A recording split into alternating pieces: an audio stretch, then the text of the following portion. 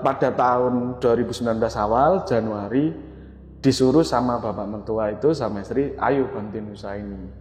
Bilangnya gini bang, kamu daripada buka warkop sama sis bakar yang cuma jutaan ini yang MM-an pegangan. Ya masa aku bisa mampu toh.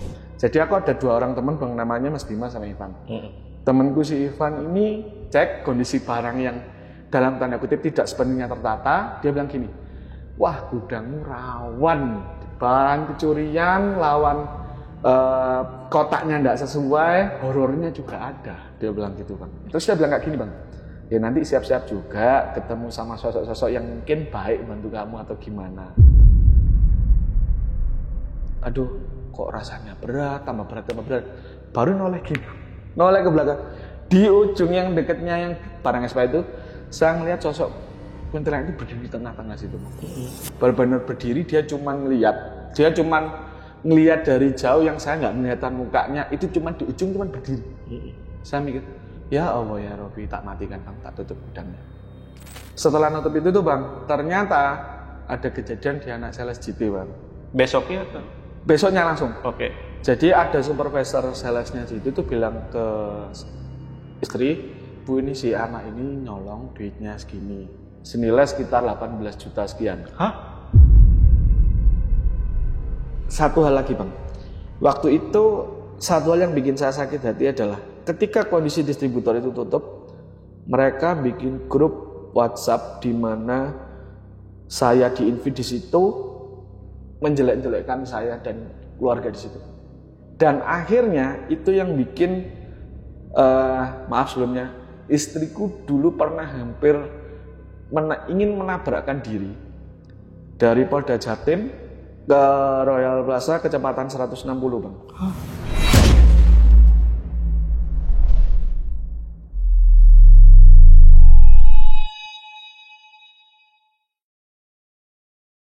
Halo pasukan Lentera Malam, khususnya warga Surabaya. Kalian mungkin bakalan bisa menebak-nebak tentang cerita kali ini yang berkaitan dengan gudang distribusi terbesar yang ada di Surabaya Selatan.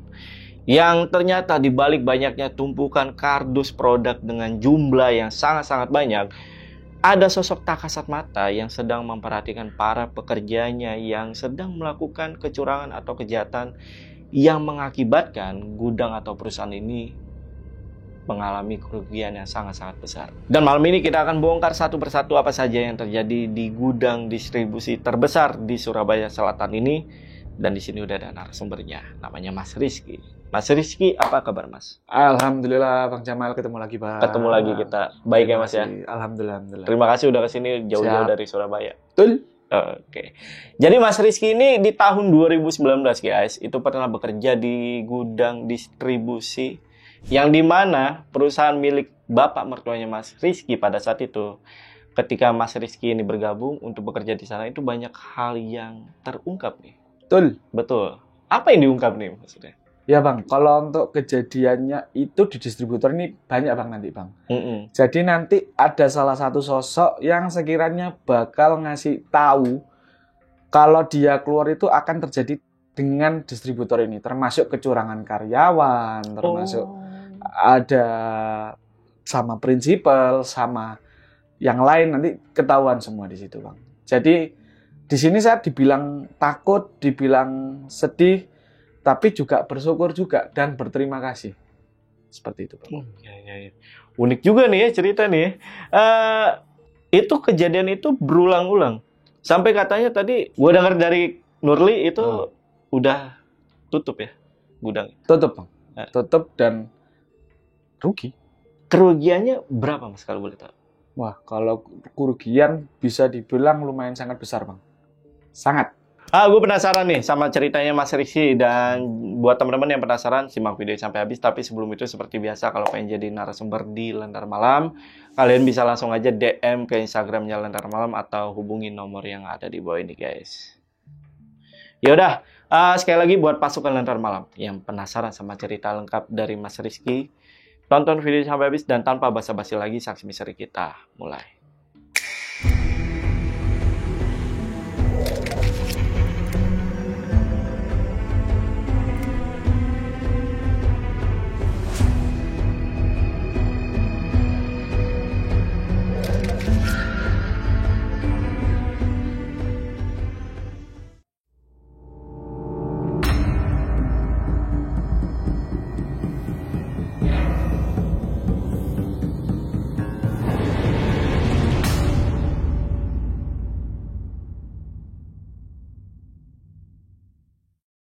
Oke guys, sebelum dimulai gua mau rokok dulu. Jadi kita izin ngerokok dan kebetulan Mas Rizky juga ngerokok. Betul? Kretek aman Mas? Los Mas, aman pokoknya. Los ya? Aman. Mas. Apa aja nih kayak gitu. Gimana? Boleh. Mantap nih, sukun. Baunya enak lagi Bang.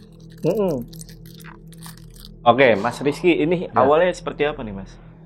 Awal mulanya itu dari tahun 2019 awal Bang. Sebenarnya nih kalau misal kita ceritain dari awal ini mungkin kayak Drajin Bang. Drama Cina. Oh, drama Cina. Yang bikin ketagihan itu ya? Iya. Jadi awal mulanya usaha ini tuh aku kenal sama seorang perempuan dulu. Nikah sama beliaunya. Jujur awal mula aku nggak tahu kalau misal pasanganku ini punya usaha sebesar ini Bang.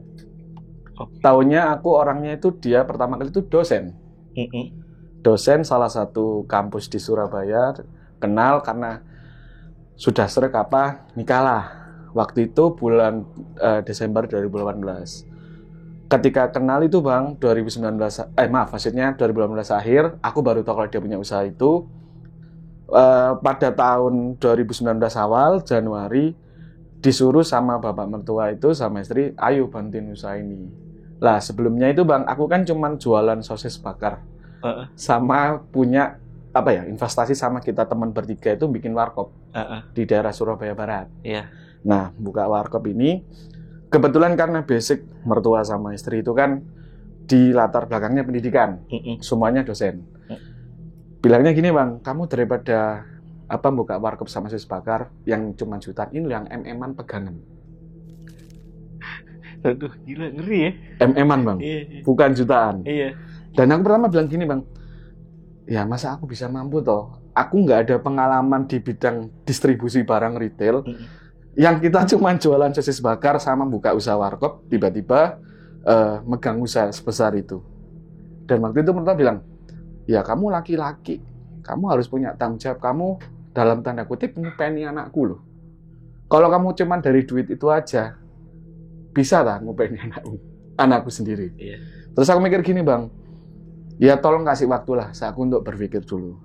Nah singkat cerita Bang, 2 minggu setelah diomongin seperti itu, kan waktu itu buka ada usaha di sosis bakar di Nginden waktu itu. Buka usaha di situ, kebetulan nggak tahu kenapa ban motor tuh bocor dekat tempat usahanya istri.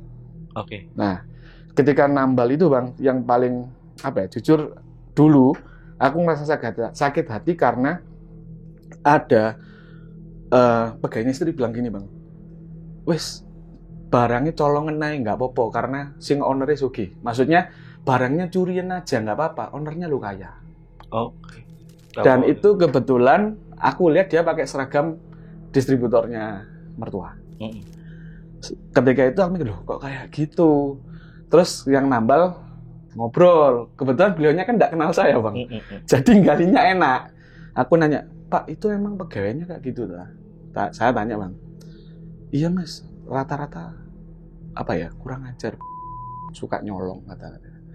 Tak gali Bang, yang suka nyolong siapa aja? Si A ini nyolong di toko ini, si B ini kadang ngambil barang personal care kayak gitu suka nyolong buat sabun, kadang buat dikasih ke pacarnya kayak gitu Bang. Si D ini kiriman, si toko itu bilangnya sering barangnya kurang ngirim atau apa dan sebagainya, dicolong barangnya. Aku tanya, loh sampean kok bisa tahu Pak? Saya tanya gitu. Gimana nggak tahu Mas? Sekarang loh anak-anak nongkrongnya ya di warung ini, ngopinya di warung ini, jadi otomatis saya akan dengar semuanya. Dengar semua, terus mereka kayak yang bercerita seperti itu seakan-akan bangga dan happy. Mereka nggak peduli dengan ownernya, mereka beranggapan ownernya itu kaya kasarnya. Kayak gitu Bang. Singkat cerita setelah kejadian itu Bang, seminggu atau sampai seminggu ya? Nggak sampai seminggu kok. Akhirnya saya bilang, ya sudah, tak bantuin usahamu. Cuman aku pingin benar-benar belajar dari bawah dulu. Dan karena aku nggak ada basic, aku jadi anak buah gudang nggak apa-apa. Seenggaknya aku belajar prosesnya, aku belajar semuanya Bang. Nah, tak ceritain gudangnya dulu ya Bang ya. Iya. Luasnya itu sekitar 1080 meter. 1080 meter. Untuk area gudang dalamnya sendiri itu 760 apa 770 gitu, sekitaran itulah. Terus untuk daerah area kantor itu cuma 115 120. Kecil, sisanya banyak parkiran untuk roda 3, mobil bak gede, sama ada mobil Grand Max Blend yang ketutup semua gitu Bang. Di usaha ini Bang ada 2 jenis. Ada GT sama LMT. GT itu toko-toko kecil kayak di pasar, toko-toko kelontong, gitu-gitu Bang. Dan ada LMT toko-toko yang sekiranya ada raknya, terus ada sistem computerized. Itu namanya lower modern trade, kayak kecil-kecil. Beda sama kayak yang trans beda Bang. Itu kelasnya sudah kelas nomor 1. Kalau aku kelas nomor 3 sama kelas nomor 4. Di gudang itu dibagi 2 layoutnya. Yang pertama depan tuh LMT. LMT lebih besar sedikit karena jenis ranging barangnya lebih banyak. Sedangkan yang GT di belakang agak sempit tapi lebih tinggi karena di GT itu ranging barangnya tidak banyak tapi kuantitinya yang banyak. Terus di bagian belakang ada ruangan tangga ke atas. Ini buat nyimpen rak-rak gitu sama invoice yang udah lebih dari 6 bulan taruh di atas itu. Di bawahnya itu ada 2 ruangan untuk merchandising MD, sama ruangan untuk naruh barang-barang kayak gift, kipas, pembersih WC, kayak gitu, sarung, kayak gitu taruh di situ semua. Nah, awal mula dari gudang itu Bang, pertama anak-anak itu saya sempat selintingan itu anak-anak gusarnya karena, kok ownernya turun tangan, kok mau jadi ABG, mau jadi yang benar disuruh-suruh itu mau aku Bang. Iya. Benar-benar mau, karena aku beranggapan sesuatu yang itu aku harus benar dari bawah biar aku bisa paham prosesnya, paham semuanya. Nah, hari pertama aku in charge itu Bang, sudah dapat ucapan selamat datang Bang. Selamat datangnya itu ketika di paling belakang sendiri. Ini selamat datang. Ya. Sip. Selamat datang ini adalah awal mula ketika aku cek ke belakang, waktu itu posisinya ada barang bedstock. Belakang itu selain itu, yang tadi aku ruang atas sama itu, di pinggir sebelah kiri dekat pintu itu fungsinya untuk naruh bedstock, barang yang expired dan sebagainya di situ Bang, karena nanti akan dimusnahkan. Jam berapa tuh Mas? Siang. Jam 9, nggak siang sih, ya pagi lah, jam 9, jam 10-an lah Bang. Itu benar-benar baru banget. Jadi perkenalan dikasih tahu ini LMT, GT dan sebagainya, ini barang-barang PC, HC, terus barang-barang foodnya dikasih tahu. Akhirnya diceklah ke belakang tadi, Pak ini barang buat bedstock, ini ruangannya ini ruangannya ini. Kan dikenalin sama kepala gudangnya. Pak saya tak ini dulu ya, karena waktu itu ada bongkaran di depan. Ketika ada bongkaran, ketika saya di situ ngeliatin bedstocknya ini apa aja sih, kok kenapa begitu banyak barang bedstock gitu loh Bang. Jadi ini kan tangga Bang, naik ke atas. Tiba-tiba dari atas yang ujung dekatnya pertumbuhan faktur-faktur yang nggak sudah lebih dari 6 bulan itu, pertama itu saya ngerasa kok sedikit merinding dan sebagainya. Tapi kok tambah lama tangan kok tambah merinding. Kok tambah merinding gini Bang. Terus saya mikir, apa ya kok gini? Terus kok tambah pengap rasanya. Sebelumnya itu emang pengap, tapi kok rasanya tambah pengap lagi. Terus saya noleh ke atas tuh di ujung Bang. Pertama saya lihat tuh kak putih, diam, tapi kok tambah lama kok gini-gini Bang. Seret. Gini Bang. Hitam. Itu pasti pocong karena bentuknya seperti pocong dan dia tuh kayak gini-gini. Seret. Lihat gini Bang. Aku gini. Loh, cok, opo maneh maksudnya loh. Ini apa lagi kayak gini pertama. Baru juga hari pertama. Iya. Kok kayak gitu loh. Saya mikir. Aduh, kok kayak gini. Keluar saya Bang. Keluar, lihat anak-anak bongkaran. Nah, ada kejadian lagi Bang. Waktu itu jam sekitar jam 2:30 lah. Pokoknya itu habis istirahat anak siang. Istirahat jam 12 kan sampai jam 1. Waktu itu di ujung belakang GT itu kan tumpuan pencuci baju sama penghalus baju. Gak nyebutin mereknya ya. Yeah. Jadi satu selasar gini itu tumpuan yang kiri itu yang pencuci baju, yang ini buat pewangi baju Bang. Di tengah-tengahnya ini Bang, ini kan ketika kan gelap. Nah, pertama saya mikir, Itu apa ya? Kok tak pikir-pikir kok di bawah itu ada kayak kresek gitu Bang. Kresek. Kok kreseknya itu kok ada kayak rambut atau apa gitu Bang. Mosok sih? Tak deketin Bang. Kan semakin kesana kan semakin gelap. Karena lampu itu kondisinya ada di agak tengah. Di sini tuh benar-benar gelap. Dan pengap karena kan bau dari deterjen itu kan pekat kan Bang baunya. Terus setelah saya lihat ke sana, apa ini? Tak cek, tak buka Bang. Rambut Bang. rambut yang benar-benar rambut. Saya pertama mikir, loh apa ini? Tak buka, tak lempar. Jadi saya ngeliat ada rambut, mukanya nggak jelas, cuman itu hitam. Saya mundur ke belakang, tiba-tiba ada 2 anak gudang itu nyamperin saya. Jadi pas bongkar kan langsung nata barang. Loh Pak Rizky, kenapa Pak Rizky kok mundur-mundur gitu kan? Enggak apa-apa Mas. Takut Pak, kok tiba-tiba kok pucet mukanya beda. Enggak, emang kaget aja di ujung situ kok gelap banget terus baunya aku enggak kuat, alasan gitu Bang. Ya udah Pak, kalau ada apa-apa bilang. Tapi senyum orangnya Pak, mungkin orangnya sudah tahu atau gimana kan. Terus saya mikir, saya lihat kreseknya itu di ujung, tapi kok bentuknya sudah enggak kayak ada rambut-rambut itu tadi Bang. Tak cross check botol minuman ternyata Bang. Botol minuman aku inget banget ada 2, satunya drum, satunya vodka. Dan aku mikir, loh kok ada minuman di dalam gudang nih, berarti anak-anak ini minumnya di dalam gudang. Iya. Dan itu sudah yang, wah kok sudah nggak sehat lah, maksudnya kerja kok bisa sambil minum gitu loh Bang. Saya mikir, loh kok nemuan gini. Ya wis lah, tak biarin Bang. Pertamanya tak biarin dulu, tak simpen, tak kasih istriku pas pulangnya, tak buat bukti. Nah, terusan besoknya itu ada kejadian lagi Bang. Sebelum kejadian temanku datang. Jadi aku ada 2 orang teman Bang, namanya Mas Bima sama Ivan. Temanku si Ivan ini dulu bekas kepala gudangnya merek itu Bang, kopi kapal air. Ya kan? Tahu kan? Kopi kapal air. Nah, anggap aja itulah pokoknya itu kan ya. Nah, dia bekas kepala gudangnya. Oke. Terus dia tahu karena saya sempat cerita kalau saya bantuin terus bantuin jadi bawa dulu dan sebagainya. Temanku si Ivan ini emang dalam tanda agak sensitif Bang, kayak gitu-gitu. Terus ketika masuk ke dalam dia ngecek kondisi barang yang dalam tanda kutip tidak sepenuhnya tertata, dia bilang gini, wah gudangmu rawan, bahan kecurian, lawan kotaknya nggak sesuai, horornya juga ada, dia bilang gitu Bang. Oke. Aku tanya, loh apa Van, kenapa Van kok kamu bisa bilang gitu? Dia ngasih tahu Bang, ini di sini gudangmu ini tatanan gudangnya itu sudah hancur, semrawut, benar-benar yang beda jauh lah sama di gudangku yang sudah ditata sangat rapi sesuai SOP-nya, Vivo-nya jalan kayak gitu. Terus aku harus gimana ya? Ini tatanan masing-masing kayak gini. Terus dia bilang kayak gini Bang, ya nanti siap-siap juga ketemu sama sosok-sosok yang mungkin baik bantu kamu atau gimana. Dia udah bilang gitu Bang. Si temanku Mas Bima nyeletuk bilang ya apa Van sing biar nakut-nakutin si Rizky-nya gimana, cuman ojo gitu ta Mas Bim, biasa aja aku gitu Bang. Terus tapi Ivan bilang, ya kamu nih bakal ketemu kok sosoknya itu. Dia udah bilang kayak gitu Bang, dan dia nanti bakalan yang bisa ngasih tahu kamu, bisa jadi mungkin bisa jadi yang ngasih reminder ke kamu, apapun itu. Oh, si makhluk-makhluk ini ya? Ya, reminder Bang. Jadi Ivan itu bilang kayak gitu Bang. Terus aku mikir, apa sih Ivan? Pertama saya nganggapnya itu cuma omongan kosong yang mungkin nakut-nakutin Bang. Nah, si Ivan juga ngasih tahu tentang kayak stapel bolong dan lain sebagainya. Stapel bolong itu satu kotak ya Bang.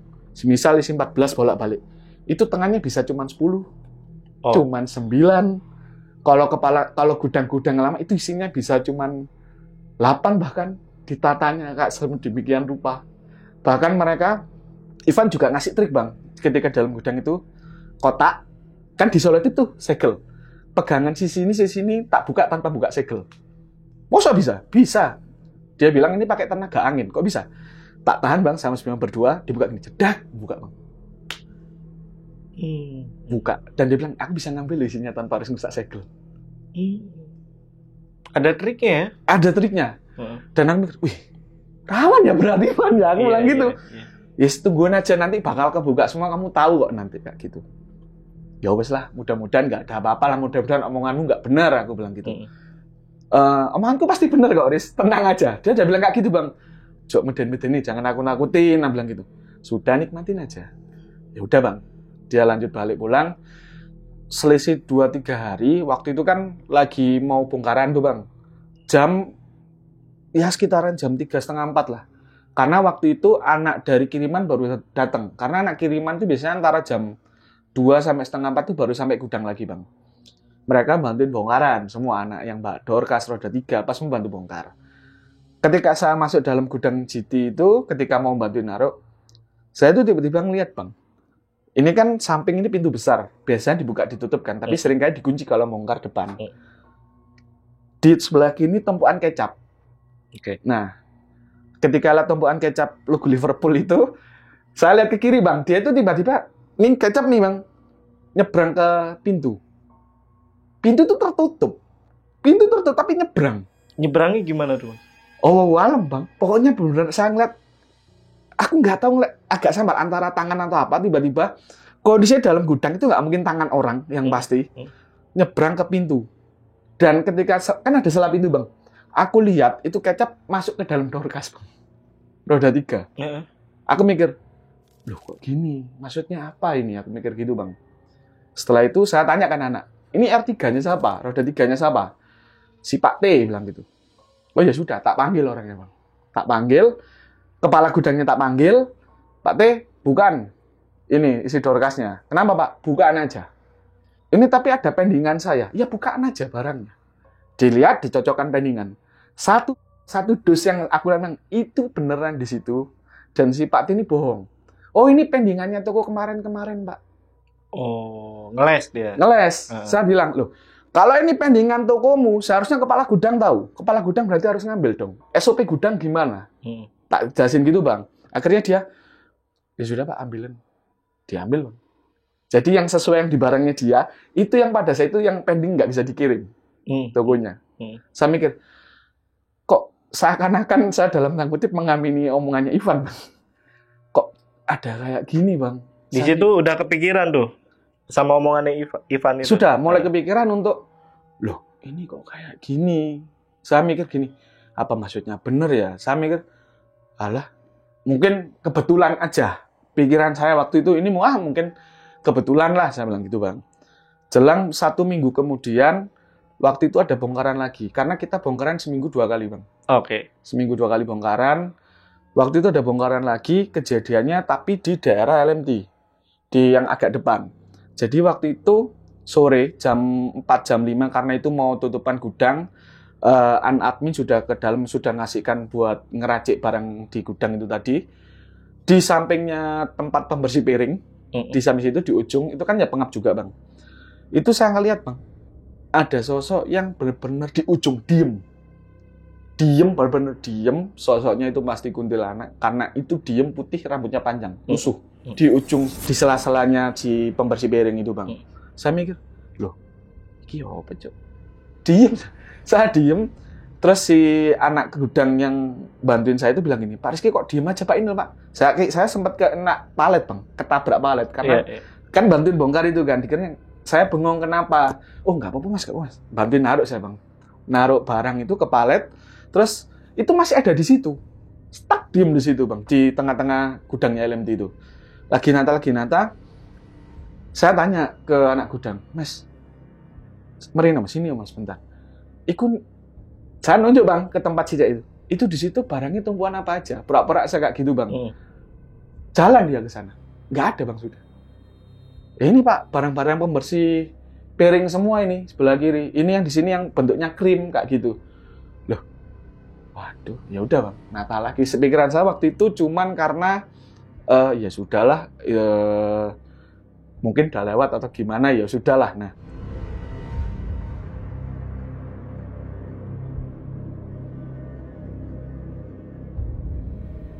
Jadi ini ada kejadian lagi bang.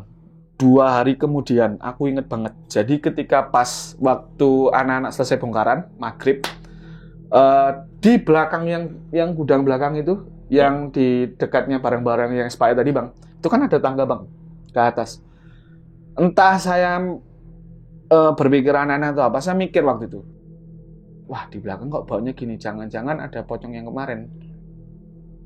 Omongan pertama itu udah kayak gitu bang. Ketika saya jalan dari sudah sampai gudang GT itu mau ke depan, kok ngerasanya sudah merinding banget bang. Itu maghrib saya ingat banget. Saya jalan ke situ ngelihat baru mau lihat waktu itu mau naruh barang yang BS bedstock ini yang tak bawa di tangga itu sudah berdiri di situ bang. Tangga naik itu yang itu pas berdiri di situ mikir, loh kok gini rek. Balik lagi aku bang. bestoknya tak tinggal, saya minta tolong anak gudang yang lagi mandi, Mas, ini minta tolong Mas, saya harus ke dalam bentar. Saya pura-pura gitu bang. Akhirnya anak-anak yang naruh. Cuman waktu itu aku ngerasa kayak, wah kok ada kayak gini kenapa? Kok ada? Aku mikir banget. Ya sudahlah, mungkin pikiranku adalah waktu itu maghrib dan mungkin aku ngantuk bang. Capek, habis bongkaran banyak waktu itu. Terus lanjut lagi, beberapa 2 atau 3 hari kemudian, waktu itu di gudang yang belakang. Jadi tengah ini kan ada assembling bang buat. Jadi ketika barang yang kartonan ditata dalam assembling dalam bentuk eceran. Iya. Jadi nanti orang-orang ngambil barang itu buat ditaruh di karton buat dikirim ke toko. Jam 5 sore ketika anak gudang sudah selesai, saya ngeliat dengan jelas bang di assemblingnya GT itu di ujung dekatnya barang-barang kayak sampo terus buat ketiak kayak gitu-gitu bang kan ditata kan. Saya pertama ngeliatnya kok ada yang kayak batu dilempar-lempar gini bang. Tik tik tak tak tak tak tak tak tak tak tak gini kan. Terus mikir, loh apa ini, tak samperin bang. Saya lihat dari baliknya yang di tempatnya pembersih lantai yang sisi luar, ini kan assembling, sampingnya kan ada pembersih lantai. Itu di sampingnya itu saya ngeliat jelas itu di atasnya kotak itu ada kayak kepala anak kecil gitu kayak melongo di atas gitu bang. Jadi ini kan kotak nih, kotak di atas itu ada kepala kayak ngintip gini bang. Kayak ngintip gini. Saya mikir, apa sih itu? Lampunya agak gelap karena waktu itu sudah anak-anak sudah kan dimatiin yang agak situ bang. Apa sih? Tak senteri sama HP bang. Saya ngeliat dengan jelas di atas itu ada anak kecil di atas kotak sama di tengahnya yang selosongan itu saya lihat ada sosok perempuan di situ di ujung. Bukan kuntilanak? Iya kuntilanak itu. Oke, kuntilanak. Saya mikir, loh ini kenapa sih? Pertamanya aku cuma mikir, kok kayak gini kenapa? Terus baru balik badan, rasanya itu kayak berat sini bang. Kayak berat, aduh kok kayak gini. Keluar lagi aku bang, keluar lagi. Mau matiin lampu waktu itu. Aduh, kok rasanya berat, tambah berat, tambah berat. Baru noleh gini, noleh ke belakang. Di ujung yang dekatnya yang ruangan yang assembling, bukan assembling, maksudnya ruangan yang barang SPA itu, saya ngelihat sosok kuntilanak itu berdiri di tengah-tengah situ bang. Benar-benar berdiri, dia cuman ngelihat dari jauh yang saya nggak kelihatan mukanya, itu cuman di ujung cuman berdiri. Saya mikir, ya Allah ya Robi, tak matikan bang, tak tutup gudangnya. Setelah nutup itu tuh bang, ternyata ada kejadian di anak sales GT bang. Besoknya atau? Besoknya langsung. Oke. Jadi ada supervisor salesnya GT itu bilang ke istri, Bu ini si anak ini nyolong duitnya segini. Saya tanya, waktu nyolongnya gimana? Barang yang dia colong untuk toko-toko itu hampir sama barang yang ketika saya lihat si kuntilanak itu di posisi itu, Pak. Yang di pertama atau yang kedua? Yang di pertama, yang pertama yang ya? ada anak kecil. Yang itu. ada anak kecil juga. Nah, itu kan ditumpukan barang-barang kayak pembersih lantai, Pak. Yang si orangnya bawa nyuri itu kebanyakan dari barang-barang itu. Oh. Senilai sekitar 18 juta sekian. Hah? Wah, gila banget. Itu 18 juta dan dia beneran yang lepas tangan. Oke, itu proses dia ngambilnya seperti apa, Mas? Cara mainnya gini, Bang. Jadi faktur itu kita kan kalau tempo ke toko-toko kan paling lama seminggu sampai 2 minggu. Iya. Sama anaknya dimundur-mundurin terus. Jadi dapat duit untuk toko-toko yang baru dibayar untuk yang lama-lama dulu. Jadi kelihatannya yang lama-lama udah bayar, padahal itu duit dari yang toko pertama-tama. Ya maksudnya toko-toko yang baru di pick duitnya untuk bayar itu tadi. Cara mainnya gitu. Dan ending-endingnya dia nggak bisa bayar. Sisa 18 juta. Sama dari prinsipal. Itu dapat promo potongan jika ada waktu itu ya. Pengambilan barang untuk apa itu namanya penyedap. Paham. Tahu kan maksudnya? Nah, penyedap itu pengambilan 1 karton, potongannya waktu itu 3.000 sekian.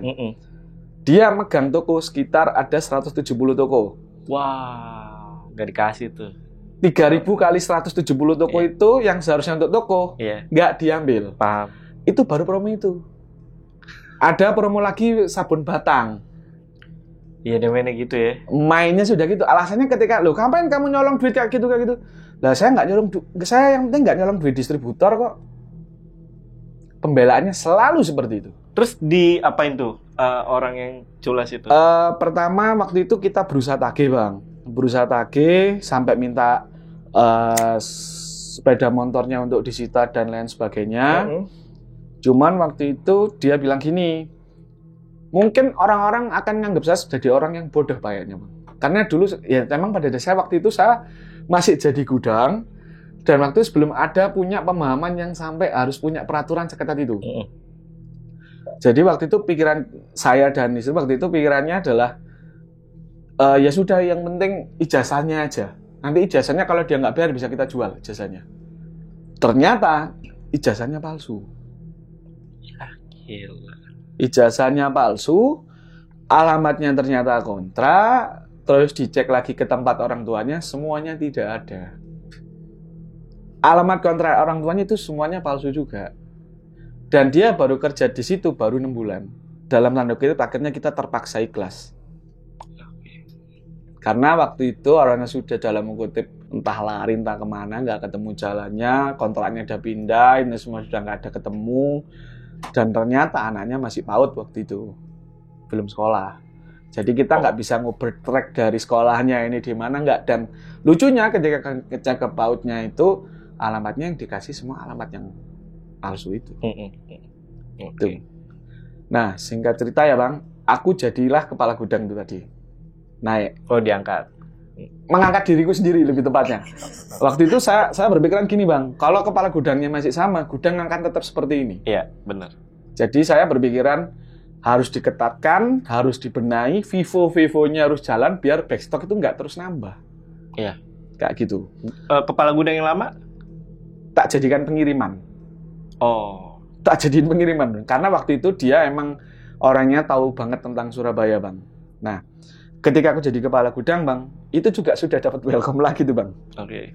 Welcome-nya adalah ketika waktu pas aku membereskan, waktu itu ada barang dari Ana LMT, bedstock dari toko Tenggilis, ngasih kemasan apa itu, deterjen cair lah, bocor kayak gitu-gitu ada banyak Bang. Aku taruh di belakang Bang. Jadi, saya kan tadi cerita kalau belakang itu tempatnya ada anak merchandising sama tempat penyimpanan tuh Bang. Iya. Nah, di tempat penyimpan itu kan modelnya pintu, kaca. Yang di sini kayak cermin, kebalikannya. Waktu saya lihat di baliknya si yang tempat penyimpanan itu, saya melihat pertama itu kayak muka nempel gini, Bang. Jadi kaca itu mukanya nempel gini, Bang. Saya mikir, hah, kok kayak muka ya? Pertama saya diemin aja. Saya enggak peduli, pokoknya nata dulu lah bedstocknya ini, tak taruh dulu, tak sesuaikan sama jenis mereknya apa aja kan. Ketika itu ngelihat kok tambah lama itu baunya, Bang. Tak kira itu bau pembersih lantai yang pecah atau apa. Enggak, ini baunya enggak bau pembersih lantai deh, ini baunya beda gitu Bang. Tak salah, maksudnya tak lihat-lihat lagi ke situ, kok tambah lama itu kok mukanya semakin kayak nyengir gitu Bang. Jadi di kaca itu jelas, mukanya itu bener yang muka, aduh ya Allah, hitam gitu, tapi mulutnya itu kayak diem gini Bang. Tapi kelihatan, nempel di kaca gini loh Bang. Saya mikir, oh apa itu? Tak senterin pertama Bang, tak senterin, kok nggak ada. Saya mikir loh, kok nggak ada. Lucunya adalah, tapi di kaca itu masih ada cap stempel muka.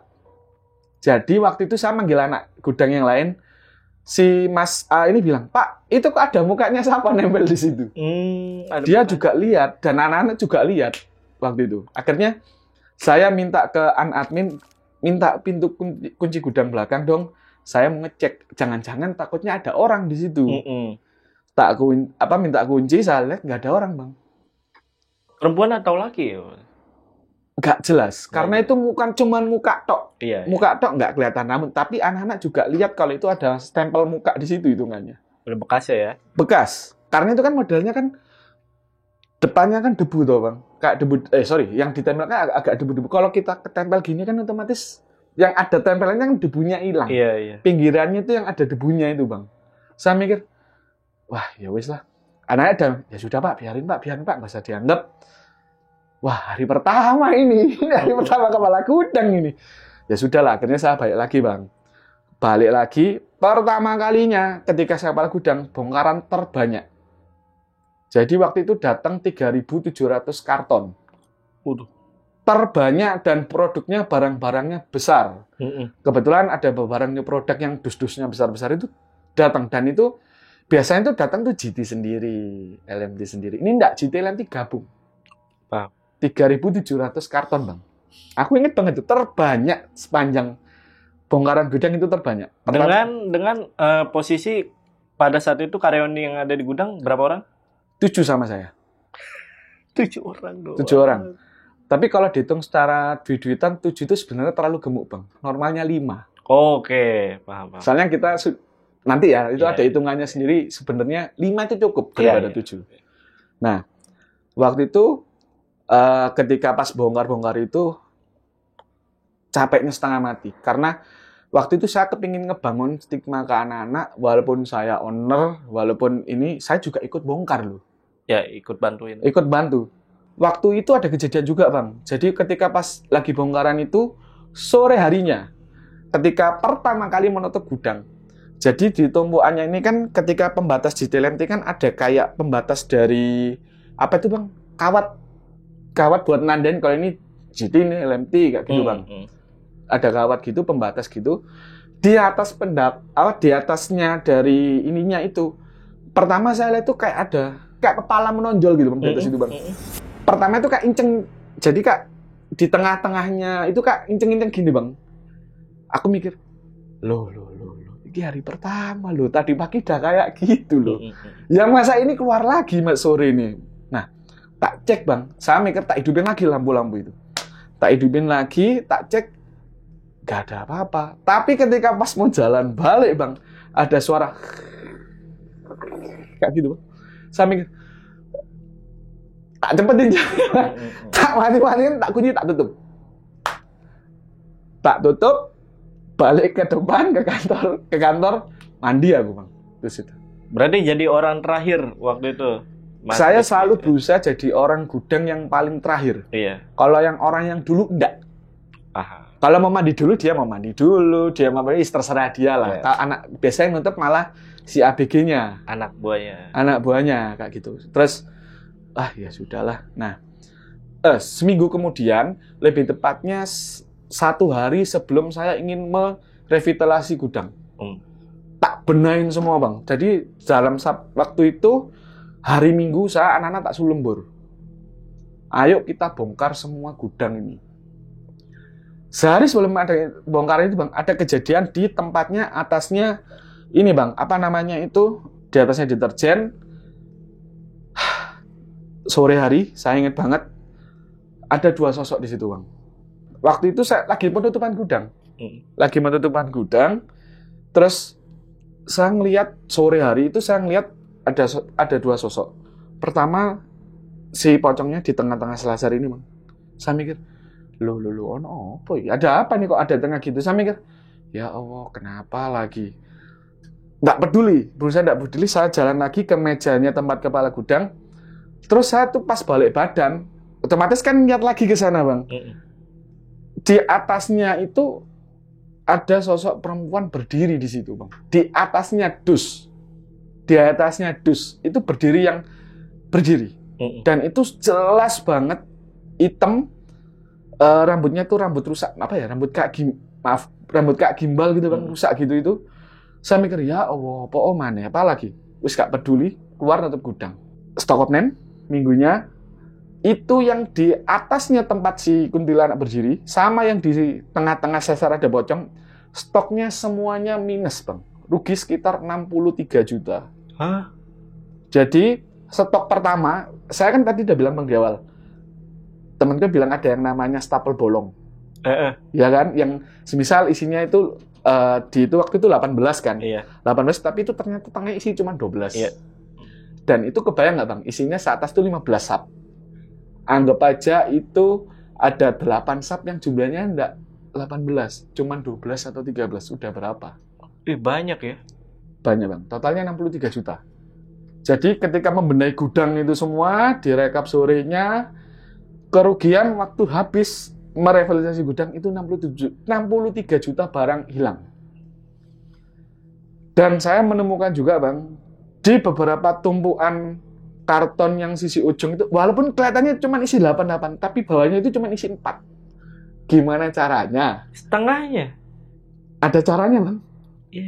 Anak gudang itu zaman dulu, untuk dalam tanda kutip, mengakali hal seperti itu banyak Bang. Sangat banyak. Wah, pelajaran banget ya. Baru tahu. Sangat banyak sekali. Ini ada kejadian lagi seminggu setelah Stockholm Name. Waktu itu ada di gudang GT yang bagian assembling, orangnya udah tua emang bang. Orangnya udah tua. Waktu itu saya cross check bang. Waktu itu di tempatnya pasta gigi. Pasta gigi. Saya ngeh, loh, kok kondisi tutupnya itu ini bang, kok kebuka. Saya mikir apa jangan-jangan omongannya Ivan bener ya yang tes uji coba yang ditutup tiba dibuka des nggak ngerusak segel gitu bang, tapi bisa buat ya itu bang 4 dus tempat pasta gigi yang dianggapnya ketika Stockholm Name itu ada isinya, ternyata nggak ada isinya.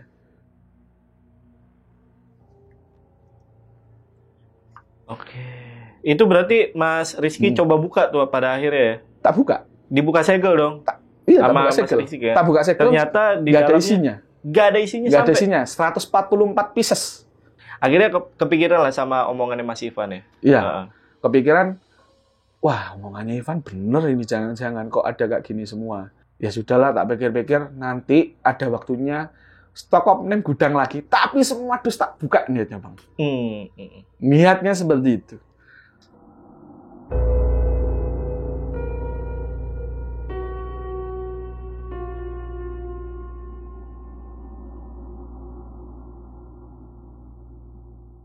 Lanjut lagi ya bang. Ini kejadian 3 hari setelahnya. 3 hari setelahnya ada kejadian waktu itu di gudang GT belakang. Di tumpuannya waktu itu antara tengah-tengah kecap sama penyedap. Jadi ketika waktu pas siang, tapi ini lucunya siang bang. Antara jam 12 sampai jam 1. Jadi anak-anak istirahat. Saya selalu mencontohkan ketika anak istirahat, saya tetap di dalam gudang. Oke. Saya memastikan anak-anak nggak ada yang keluar masuk dan sebagainya. Waktu itu iseng-iseng bang, cross check ke arah sana. Jadi ada tumpuannya itu, pertama itu aneh bang, posisi dusnya itu miring gini. Kan nggak kayak biasanya. Aku mikir kok kayak gini ya? Apa anak habis mau ngambil nggak jadi atau gimana? Ini tak benerin bang. Ini brengsek banget kok. Ketika aku mau nata gini bang, jadi sampingnya dusnya ini ada sosok berdiri di situ bang. Siang bang, siang itu antara jam 12 jam 1 aku inget banget. Mau tak gini kan, loh cowok opom apa lagi ini kayak gini. Balik lagi ke depan. Apa sosok apa yang dilihat? Kuntilanak itu lagi. Kuntilanak. Di samping dus itu. Berarti ini jaraknya udah deket banget nih. Ya, ini kan setempat apa setembok ini lah. Setembok ini ya. Deket banget kok. Paling deket tuh ya. Pertama kali paling deket. Iya. Loh. Balik gerak, keluar ke depan, tak kunci bang. Siang. Sore hari ada kejadian lagi bang. Lebih tepatnya jam 4 sore. Aku inget banget jam 4 sore ini. Karena waktu itu lagi bongkaran dan faktur turun jam 4. Buat anak-anak ngeracik ke toko-toko kan. Jam 4 sore, ketika kondisinya di belakang di gudang GT, tapi bedanya di atas. Di tempatnya teh. Tahulah brandnya pasti apa. Di tempat teh itu, di tempat teh itu sama deketnya tempat ini bang, buat kelek, buat apa ketiak dulu bang. Oke. Nah itu kan di atas. Pokoknya barang-barang enteng-enteng di atas. Naruh di atas. Saya lihat banget bang. Jadi di tengah-tengahnya teh. Waktu itu kebetulan ada merek teh baru. Sama waktu itu ada barang yang buat ketiak itu juga brand baru juga. Nah di tengah-tengahnya itu bang, samping itu. Saya ingat banget, saya ngeliat ada sosok perempuan lagi itu di situ. Di situ, tengah-tengahnya mikir. Saya mikir gini, aduh apakah ada yang hilang lagi di situ? Pikiranku udah pertama ada gitu bang. Oh langsung kayak gitu ya, bukannya takut ya? Iya, karena saya pokoknya setiap nandain ada itu keluar, something should happen pokoknya. Iya. Selalu. Iya. Terus ketika saya lihat di situ gini bang, loh, ya udahlah. Nggak tak omongin, nggak tak bahas. Keluarlah sorenya setelah nutup semua, saya ke admin. Minta cocokan 3 brand ini dengan 8 kode ini, tolong cekkan stoknya berapa. Stoknya segini, sama yang barang datang segitu. Ya, saya minta tolong anak UB sama Mas Gundul ini. Mas, ikut aku ke gitu. Pak, nggak malam-malam gini tah. Ayo, aku gitu. Ajak bang ke situ. Mas, minta tolong ya, ini jumlahnya berapa? Ya, dihitung. Yang ketiak hilang 5 dus. Yang di teh barang baru. Brand baru, barang yang datang dengan jadi ini kesalahannya di pengiriman, Bang. Barang yang datang sama yang faktur datang itu enggak sama. Lucunya sama. Waktu itu ketika saya naruh nata itu padahal itu sudah sesuai, Bang. Saya mikir, selisih berapa Mas yang teh? 12. Yang ini selisih berapa? 5. Penyedap di bawah selisih berapa? Karena kan yang Pak Siangnya aku ngeliat itu di situ, Bang. Loh, ini nggak ada 4, Pak. Ya sudah, malam itu juga, Bang. Seluruh armada tak buka. Armada yang pengiriman. Ya pengiriman roda 3 semua tak buka. Tak cross check. Waktu itu saya minta tolong bantuannya anak admin. Cewek-cewek tak suruh keluar semua, Bang. Ayo minta tolong dihitungin ini yang khusus dus-dusannya aja. Ternyata benar. Waktu itu dalam tanda kutip ada berusaha nyelundupin barang itu di truk Hino. Ya yang barang hilang itu di truk Hino semua. Yang selisihnya di truk Hino semua enggak ada fakturnya. Ya. Saya mikir, oh ini maksudnya tak turunin semua, Bang. Dan sesuai. 5 dus, 12 dus, 4 dus. Sesuai. Untungnya belum dibawa tuh Mas ya. Belum dipersiapin ya. Sudah di dalam truk dan posisinya itu jadi kan untuk pengaraman yang Hino kan untuk barang LMT, Bang. Waktu itu ngirim untuk toko di daerah Tenggilis, toko besar.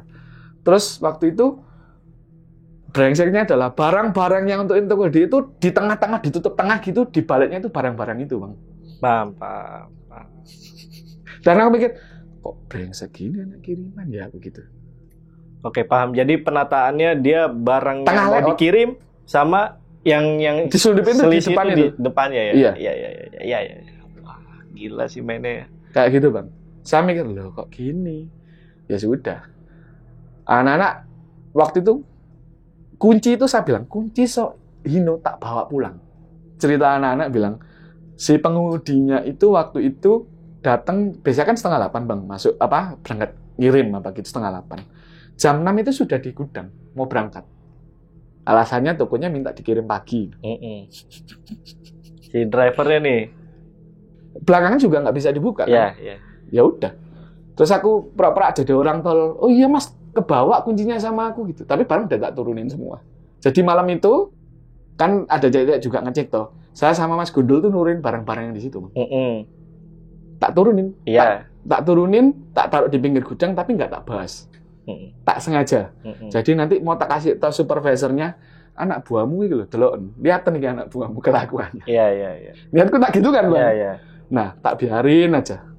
Terus barang itu tak pinggirin, Bang. Tak pinggirin, saya ngomong ke supervisor ya. Tak ceritakan. Loh, beneran apa? Iya. Terus gimana, Mas? Tindak lanjutmu. Tak gitu kan waktu itu. Iya, Pak, tak kasih taunya. Oke. Waktu itu selama sebulan lebih nggak ada kejadian apa-apa, Bang. Semua gudang itu aman. Stok aman, nggak ada pencurian, nggak ada ini. Semua aman. Tapi kejadian lagi adalah, saya kan 3 bulan di gudang, Bang. 3 minggu sebelum saya pengangkatan jadi gudang itu, ada kejadian di tempat belakang. Belakang lagi nih. Di belakang, di tempat ruang merchandising. Aku mikir, ada apa ini anak-anak merchandising, apa ada yang main?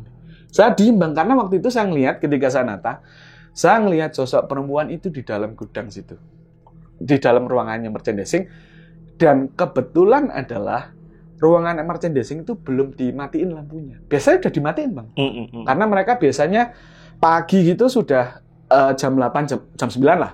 Sudah habis briefing di sana, terus lampu dimatikan, mereka berangkat. Ini bukan dari pegawaiku ya, Bang. Dari prinsipal. Bukan dari aku. Waktu itu kejadiannya sore kok. Saya ngelihat, loh, kok ono ginian di ruang ini? Di lahan merchandising ini kenapa ya? Aku mikir gini. Aduh. Dan sosoknya itu benar-benar yang didiem stuck, Bang, di pojokan.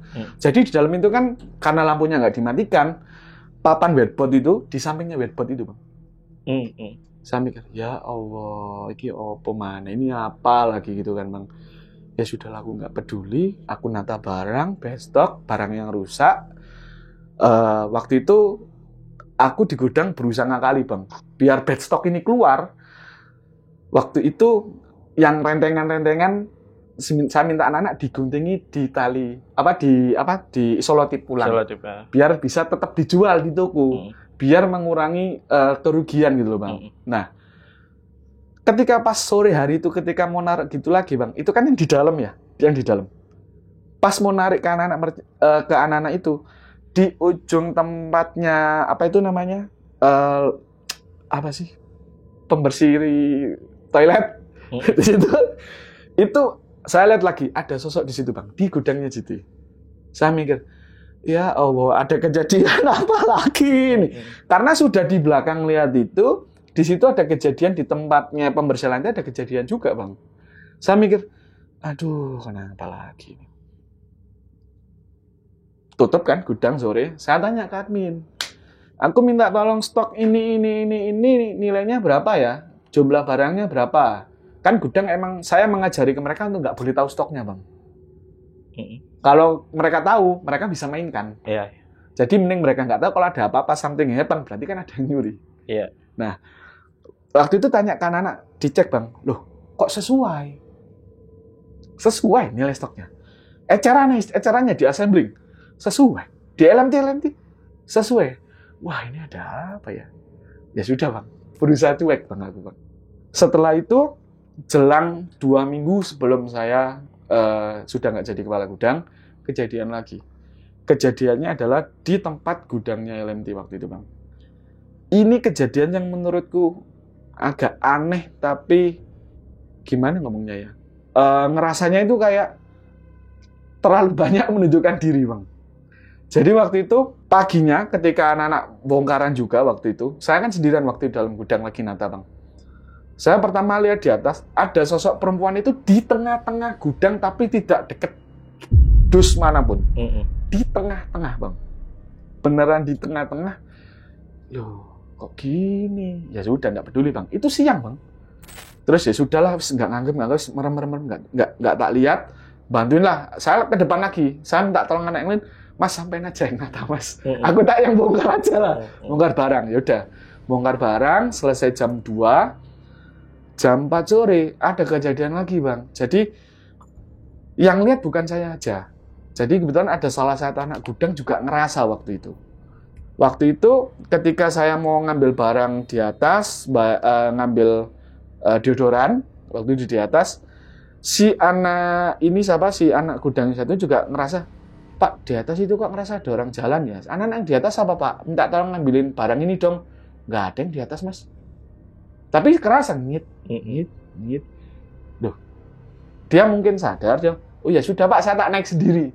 Oh, ya udahlah, dia ngambil naik sendiri. Pas dia turun, Bang, dia benar-benar turun tangga gini, di baliknya dia ketika balik itu ada sosok itu di ujung situ, Bang.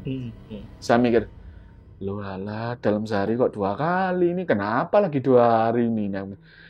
2 kali namin, ya wis lah, tak biarin bang.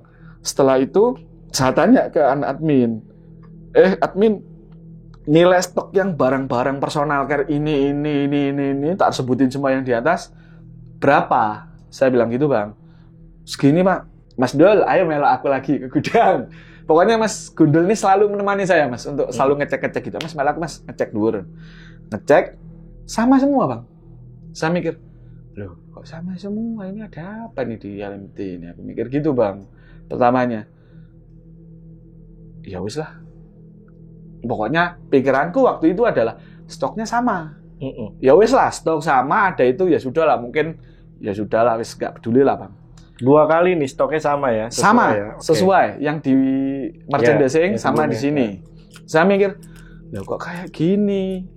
Ya wis lah, Mas Dol ayo pulang ya. Sudah, pulang. Anak admin sampai malam bang. Kalau anak admin tuh selalu di kantor sampai jam 8, 9 sambil lihat drakor biasanya. Manfaatkan wifi kantor bang. Oh, dia emang kemauannya sendiri ya? Ya. Rajin banget bang. Jam 9, setengah 10 baru pulang mereka kadang. Terlalu rajin kalau aku bilang. Nah, setelah aku pulang bang, ini akhirnya saya memutuskan ke Sri, aku kepala gudang sudah deh, aku tak naik. Saya bilang gitu bang. Oh, yakin kamu? Udahlah, nanti ini tak pasrahkan. Ada waktu itu saya berpikiran kandidat saya ini cocok untuk jadi kepala gudang.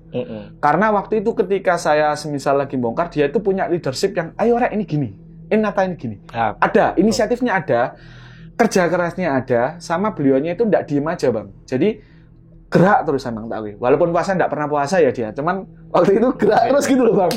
Nah, setelah itu ya sudahlah, kamu mau jadi apa? Aku coba DSS aja dia. DSS itu supervisor sales Bang. Nah, mau yang mana? Gitu kan. Yang tokonya sedikit dulu aja, LMT dulu, saya bilang gitu. Oh gitu, ya sudah. Kebetulan waktu itu yang DSS-nya si siapa? Yang di GT keluar. Jadi ditukar Bang. Yang di LMT pindah ke GT, saya ke LMT. Yeah. Terjawab di sini bareng yang stoknya sama Bang. Oke, gimana tuh? Jadi waktu hari pertama saya jadi DSS, tiba-tiba itu ada faktur depan saya numpuk, dapat info dari OM-nya, operation manajernya, Pak, si ini nyolong Pak, duitnya segini sekitar 400 juta, barangnya ini. Duh. Nggak saya Bang, barang yang diambil kebanyakan barang PC yang di atas. Jadi waktu itu, jadi gini Bang, tak jelaskan ya. Di LMT itu ada kategori 3 jenis sales. Pertama ada PC, HC, sama mix. Mix itu PC, HC semua. Personal care sama home care semua. Nah, yang nyolong ini adalah sales mix. Jadi yang kejadian yang di tempat deterjen, kejadian yang di atas, itu ternyata ada, aku nyebutnya soft sale atau cash and carry. Jadi kita ngelempar barang keluar pulau, ordernya bisa 300 juta, 400 juta, sekali ngambil. Iya. Itu yang hilang. Dan ada beberapa toko yang lain. Saya tanya ke si OM-nya, loh, Mas, kok bisa nyolong gini? Iya Pak, nggak tahu gini. Ayo Mas, tak cek ke rumahnya. Lah, sepanjang jalan ini dia bilang, Pak, si presiden bilang, iya Pak, dia nyolong karena dia punya istri, dia punya pacar, dia punya selingkuhan, dia punya simpenan. 400 juta, duitnya juga dibuat judi, Bang. 422 juta. Gila. Ada duit toko yang diambil 16 juta, ada duit toko, nggak bisa nyebut, toko B di daerah Rungkut juga, itu diambil 16 juta.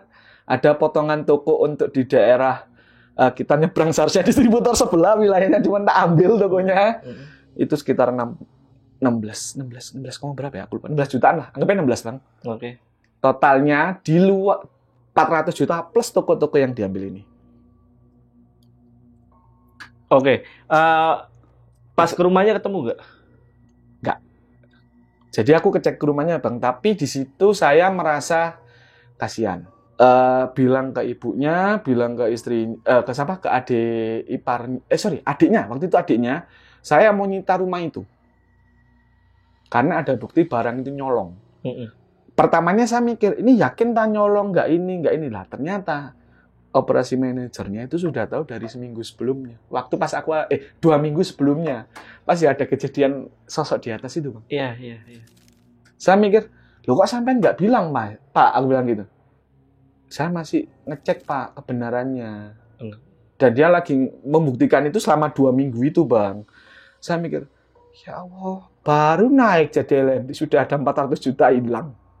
Pikiranku gitu, Bang. Dan mikir, loh, lanjut lagi, Bang, ya. Ke rumahnya, terus ngobrol sama ibunya, ke adiknya, saya mau minta maaf, Bu, mau minta izin buat nyita rumahnya, karena anak ibu ketahuan mencuri duit segini.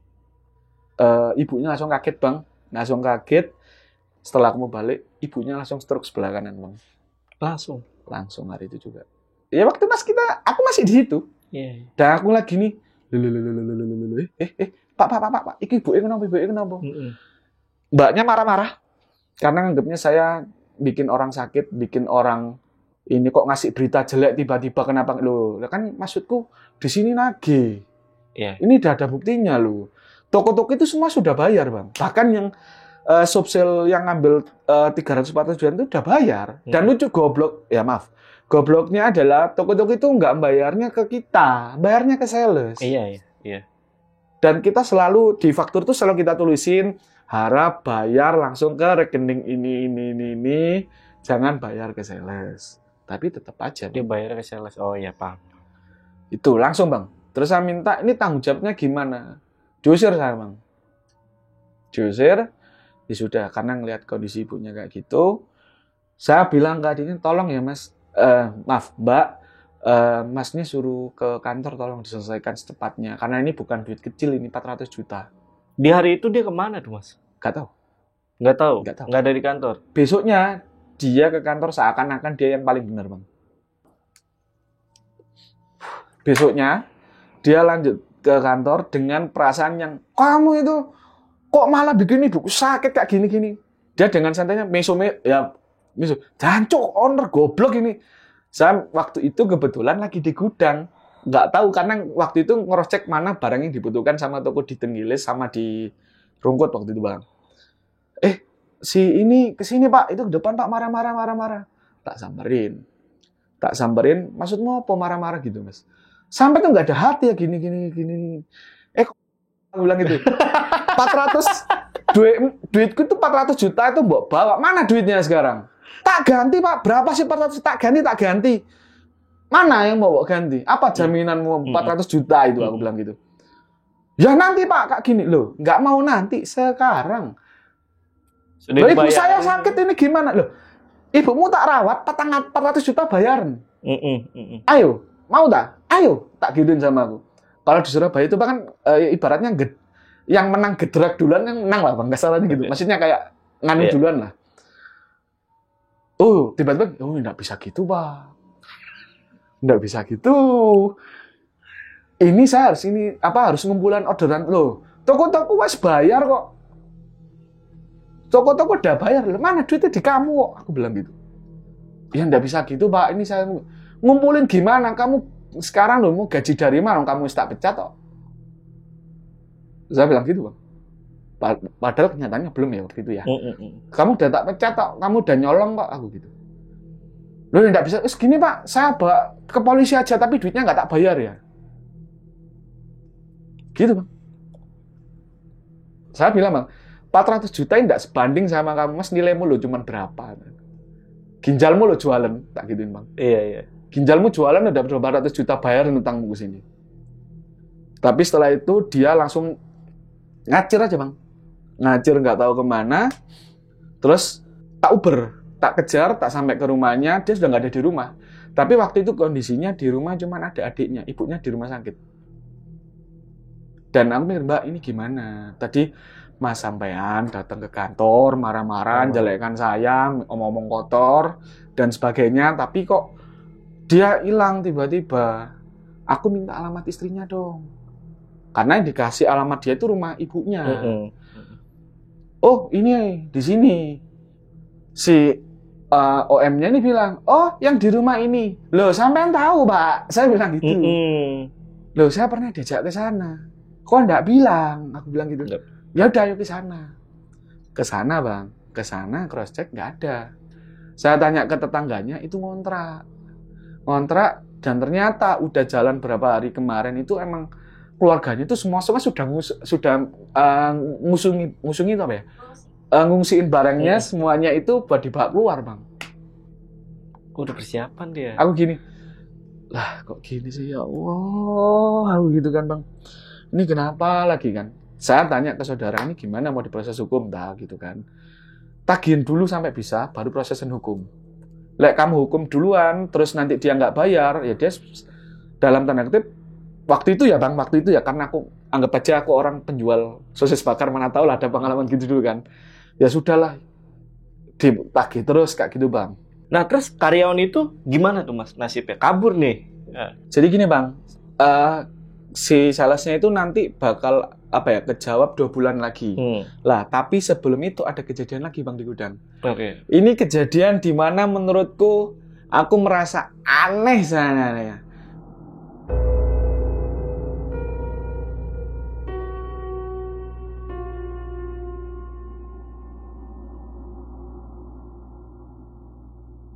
Jadi waktu itu ketika pas maghrib waktu itu kan ada orderan buat soft sale, buat ke Lombok waktu itu. Sekitar 300 sekian juta lah. Waktu itu ketika aku mau nge-check barang di gudang, aku lihat Bang, baru masuk gudang gini, di tengah-tengahnya LMT yang tapi dia tidak di atasnya assembling, tapi di tengah-tengah situ dia tuh kayak gimana? Kayak melayang di atas loh Bang. Dia ngelayang, aku mikir, lucu kok. Maaf, yang di situ kok tiba-tiba langsung keluar langsung lihat itu Bang. Tanya, loh kenapa lagi nih kok di atas gudang LMT? Saya mikir, loh kenapa lagi? Ya wis lah. Waktu itu saya balik ngajak Sapam, ngajak si Gondol juga. Pak, minta tolong temenin Mas Dol, minta tolong temenin juga ngecek barangnya anak-anak gitu kan. Tak hidupin, ngerocek barang-barang Bang, ngerocek barang-barang sudah sesuai semua kan. Nah, aku tanya sama Pak Sapam sama si Mas Gondol, Mas, delok iku ndak gitu. Wah, Pak, cok nakut-nakutin tak Pak, ndak ada apa-apa kok, bilang gitu loh. Ya sudahlah Bang, keluar. Nah, besoknya ada kejadian Bang, pagi-pagi banget. Jam 7-an, kita kan masuk 7:30 kan. Tiba-tiba supervisor wilayah yang megang se-Surabaya itu datang nyamperin Bang. Pagi-pagi. Saya mikir, loh kenapa kok pagi-pagi? Nah, tiba-tiba itu si anak sales tuh dimarah-marahin Bang sama supervisornya prinsipal itu. Yeah. Kamu, saya diem aja tak liatin. Nah, terus saya datang. Tiba-tiba berubah, wah Pak Rizky. Nah, loh, kenapa Pak? Kok marahin anak salesnya? Gak apa-apa Pak, kayak gini-gini. Nah, sales yang perempuan sudah nangis. Loh, ya sudah Pak, saya tak keluar dulu, tak mau ke prinsipal dulu gini-gini. Saya tanyain Bang.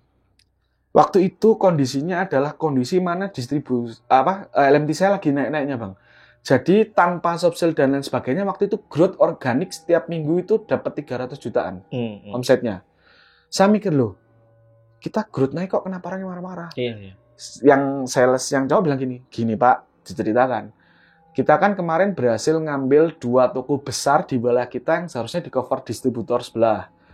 Itu orangnya marah-marah karena omsetnya distributor ya yang sebelah turun. Iya. Loh, kompetitor. Katanya semuanya hutan, katanya semuanya bisa di-cover. Itu lo wilayahku. Kok kenapa dia bisa kayak gitu? Emang ngomong apa aja? Dia bilang gini, Pak, Mas. Gini, Pak. Orang tadi bilang, kalau kamu cover toko-toko ini lagi, distributor besok tutup aja. Nggak usah berdiri lagi. Ngapain cover-cover itu jatahnya sebelah? Loh, Pak, tapi kita kan juga naik, biar kita gaji naik. Benar. Nah, gaji naik, target naik.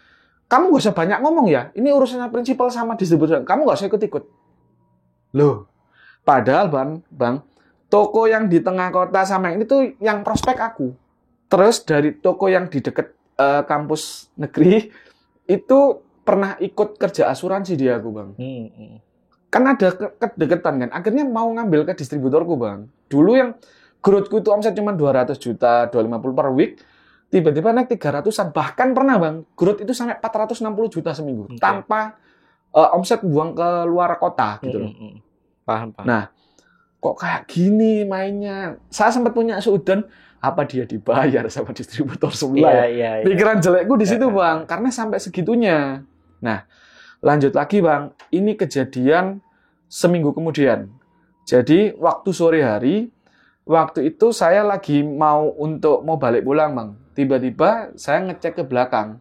Biasalah, saya setiap hari hampir selalu ngecek gudang, pasti tak cek Bang. Walaupun itu bukan wilayahku, tapi aku owner hitungannya. Tetap berusaha ngecek lah Bang. Nah, waktu itu ada si Pak Heni, salah satu driver itu, belum pulang, barusan mandi di belakang. Saya lagi nge-cross-check Bang. Lagi nge-cross-check ini, tiba-tiba, ini kan mobil Grand Max tertutup gitu Bang ya. Loh, saya ngeliat, itu apa? Pertama hitam-hitam Bang. Saya diem ya Allah ini kenapa kok malah di mobil gitu. Saya di dalam gudang gitu loh. Kok kenapa di situ? Saya mikir gitu Bang. Terus, lah tiba-tiba saya diem gini, Pak ini lewat. Pak Rizky lihat apa? Pak Rizky di situ. Oh ngeliat cewek ya Pak ya. Saya bilang gitu Bang. Saya lah emang sama juga lihat Pak. Ah itu udah biasa Pak di sini Pak. Kita sudah sering lihat. Oh ternyata anak juga beberapa kali juga sering lihat itu, Bang. Ini sosok perempuannya kuntilanak yang sama nih? Apa beda?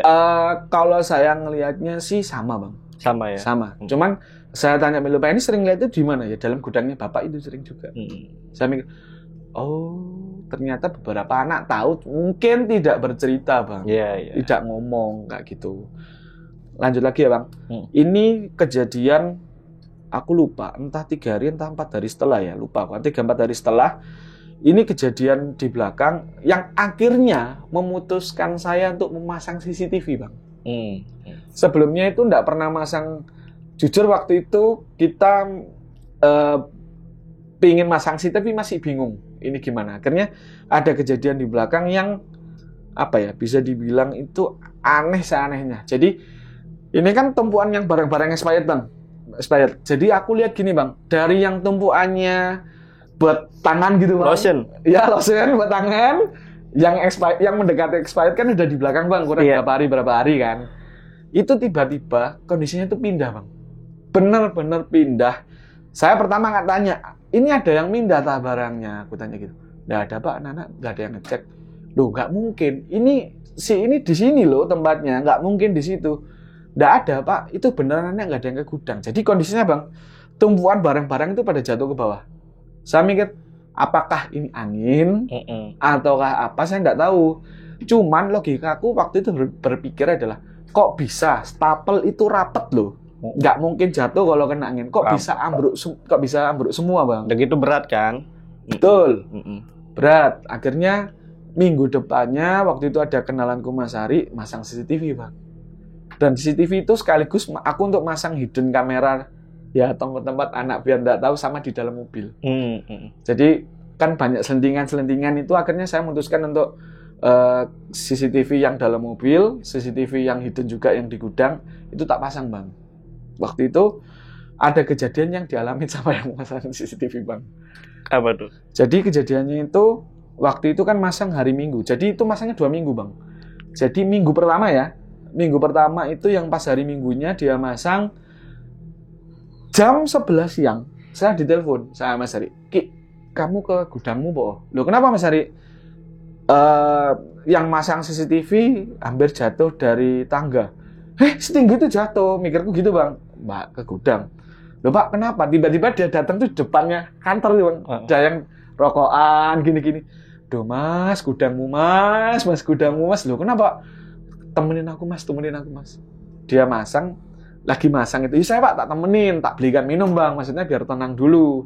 Dia minum, makan, ke dalam gudang, masang lagi dia. Tak temenin, Bang. Tak tanya itu. Sampai dengar apa, Pak, kok ini? Dia bilang gini, sampai lihat yang di ujung itu, Pak. Oh, ruangan yang barang-barang benstock. Iya. Kenapa? Saya tadi lihat ada sosok perempuan di situ, Pak, berdiri. Di tengah-tengah situ. Walah, udah biasa, Pak. Loh, sampai nggak tahu, Pak? Ya tahu, Pak, tapi ini biasa aja.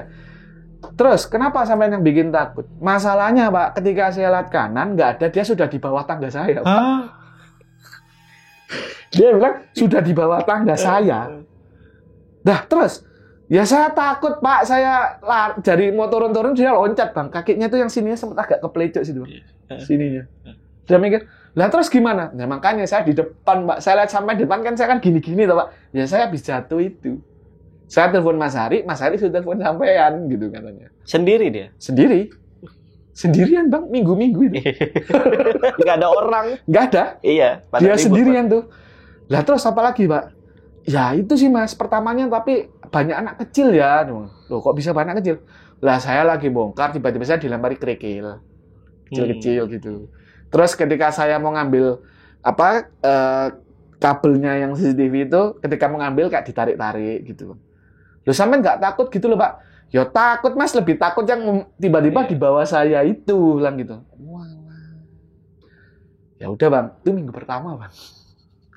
Minggu kedua kan itu fokusnya kan yang belakang dulu, Bang. Yang belakang dulu kan. Akhirnya mau yang ke depan-depan ini masang CCTV kabel semua. Kejadian di atasnya lantai 2-nya GT yang di atas. Saya mikir pas dia masang itu ditelepon lagi, Bang, tapi bedanya jam 4 sore. Mas, pegawaiku jatuh dari tangga mas, sampai langsung ke gudangmu.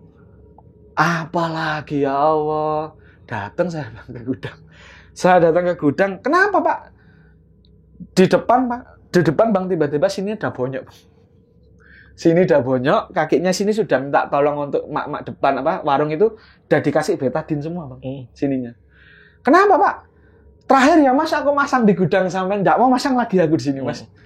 Loh, kan belum selesai. Saya mau masang lagi kalau sampai ada yang nemeni mas. Kalau nggak gitu saya nggak mau masang. Kenapa toh pak? Cerita. Nggak mau. Loh pak, kenapa? Cerita, oh kenapa? Loh. Lah, tak pancing-pancing bang, nunggu dia tenang dulu karena masih emosi kan. Dia cerita, di atasnya GT itu loh pak. Mosok, saya lihat cewek itu tuh lagi berdiri di itu sambil ketawa-ketawa. Masa sih pak? Iya ketawa-ketawa. Di mana aja titiknya? Ini kata dia ya bang. Dari situ, jalan ke situ, jalan ke tengah, terus tiba-tiba di tumpuan pembersih lantai di bawah di situ, terus tiba-tiba di sana, terus kemana lagi, Pak? Udah di situ aja, takut saya, Pak. Lah terus ke bawah saya main lagi, enggak, tapi terus tiba-tiba di tempatnya kecap, berdiri di situ, terus yang ngeliatin saya, terus sampean gimana? Ya saya takut, Mas, jatuh makanya. Saya langsung ngeh aku. Yang disamperin titik-titik dia tadi, tak tanyakan ke anak admin gudang lagi. Oke. Tak tanyakan. Walaupun saya LMD ya, Mbak, stok GT ini di mana semua? Di cross check, Bang. Minta tolong anak gudang. Cross check kan.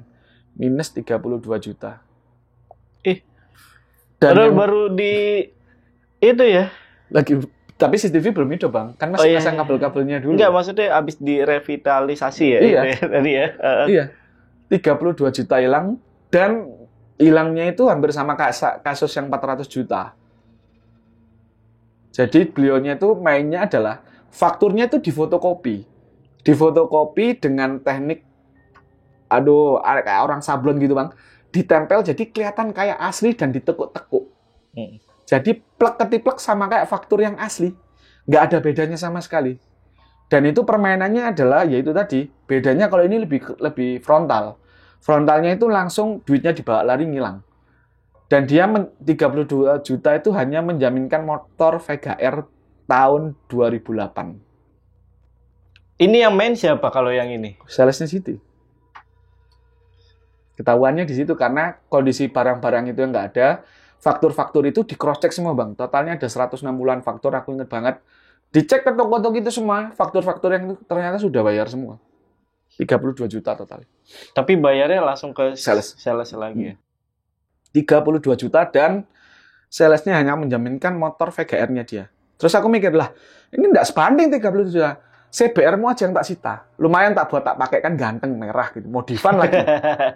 Apa itunya pakai Ninja bang. Iya. Saya mikir, wah, api itu. Ijol itu aja. Ngapain VGR ini VGR lama punya bapakmu lagi, aku bilang gitu kan. Enggak mau Pak, saya nanti buat kerja gimana ya? Pakai VGR, itumu CBR yang tak bawa, saya bilang gitu. Oh, enggak bisa gitu ya. Aku yang enggak bisa gitu, kamu udah nyolong, aku bilang gitu. Terus saya kasih waktu Pak sebulan. Enggak mungkin kejadian kemarin-kemarin itu pasti akan tetap sama, aku bilang gitu. Lari Pasti ujung-ujungnya. Enggak Pak, saya enggak lari. Dia tanggung jawab bang. Dia enggak lari, tapi ya gitu, kurang sekitar 28 juta. Dia enggak bayar. Tapi dia bilang gini bang, aku enggak bayar, tapi bonusku yang dari prinsipal, dia kan emang salah satu sales terbaik bang dulunya. Oke. Aku dapat bonus sekitar 26 juta sekian dari prinsipal, itu aja yang buat bayar distributor. Dia sudah ngitung bang. Dia sudah ngitung bonusnya segitu dari prinsipal, dan dia emang sengaja untuk nggak bayar nanti biar dibayar sama prinsipal. Alasannya, yang penting kan duitnya balik distributor. Selisih 2 juta dong tetap ya kan? Dibayar tapi akhirnya. Dibayar. 2 juta mah inilah ya. Ya motornya itu. Dibayar dengan motornya itu. Motornya nggak diambil. Laku 2 juta itu bang. Ngepas dong ya bener-bener. Pas 2 juta kan. Motornya itu cuman STNK aja, nggak ada BPKB-nya kok. Oh, bodong. Jadi STNK-nya itu, BPKB-nya itu alasannya hilang. Jadi cuman STNK dan motor saja. Ya itu laku 2 juta. Ya itu 2 juta dari yang sisanya dia itu. Gila ya. Gitu bang mikir. Hancur aku gitu. Iya. Ya bener, hitungannya emang bener. Duitnya ya. Balik, tapi nggak gitu caranya. Iya. Nggak gitu caranya gitu loh. ada adab lah. Betul. Iya. Kok ya yang mentang dia emang sales terbaik dulunya, penjualannya sampai target-target new produknya apa, sellingnya bagus, semua tercapai. Toko pun ya barangnya tersampaikan dengan baik. Tapi enggak gitu cara mainnya. Benar. Enggak gitu cara mainnya gitu, Bang. Oke. Sales yang GT ini udah ketahuan nih. Betul. Aku masih penasaran nih, Mas, yang 400 juta ini nih. Sales 400 juta nih, korupsi 400 juta. Itu gimana itu nasibnya? Menghilang. Oke, jawabannya gimana? Tadi kan Mas Rizky sempat ngomong. Itu kan saya bilang kan 2 bulan kemudian ketahuan, Bang. Jadi waktu itu saya berusaha menagih sampai ke daerah Madiun. Oh, itu jauh tuh ya. Ya, Jauh. sampai ke Madiun, ke tempat si mertuanya juga, cross check. Ternyata waktu itu dia lagi proses cerai dengan istrinya. Gara-gara saya ke sana ngomong kalau dia punya itu semua. Oh, dibongkar. Ngomong, Bang. Iya. Enak aja dia 400 juta, aku nggak ngomong. Iya benar. Ya kan, aku ngomong, lah masa sih gini? Kaget dong.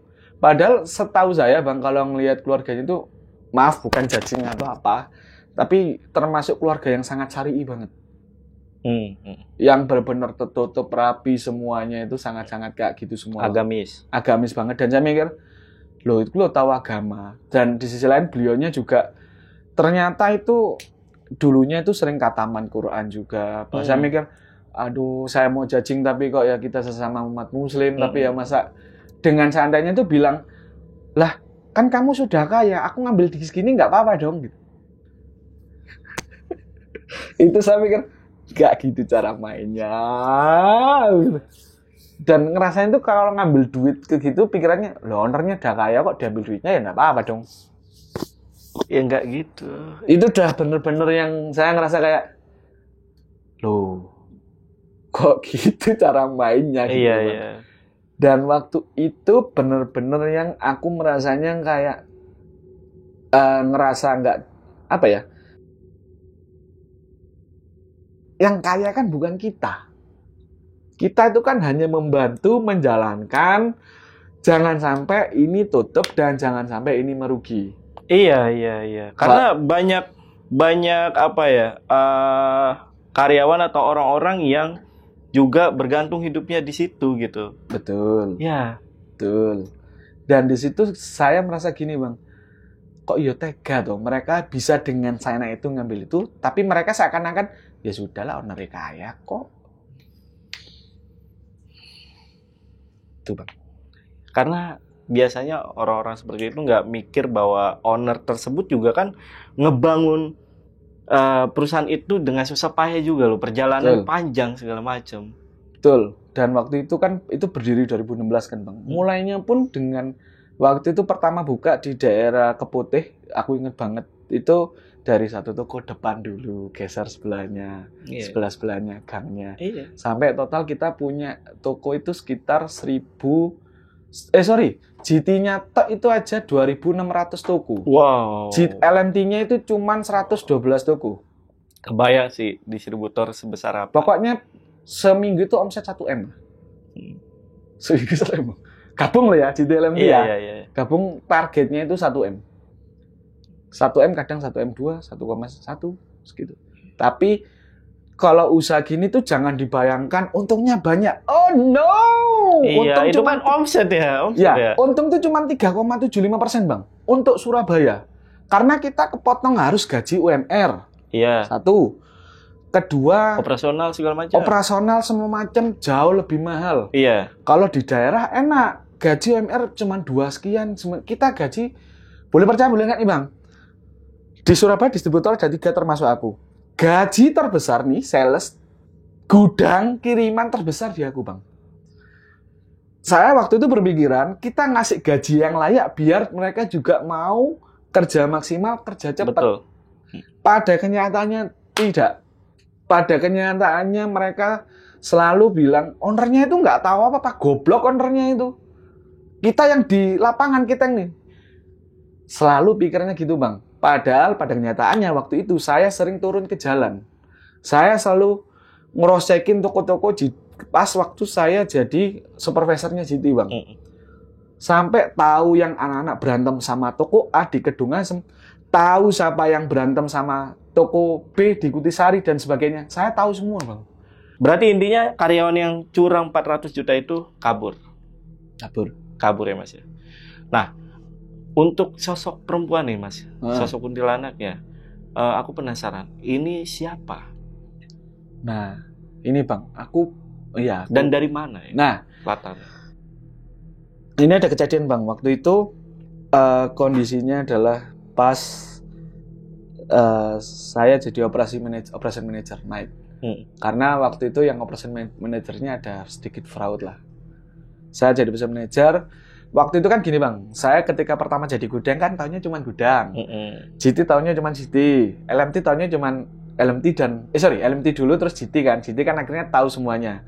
Ketika saya posisinya di atas nih di OM, saya kira bisa ngeliat luas Bang pandangan saya. Iya. Lihat, oh ini bolongnya ini. Nah, ketika waktu itu Bang, sore hari, saya inget banget sore hari antara nggak sore sih, jam 6-an Bang, malam kok itu jam 6-an kok, anak-anak sudah tutup gudang semua.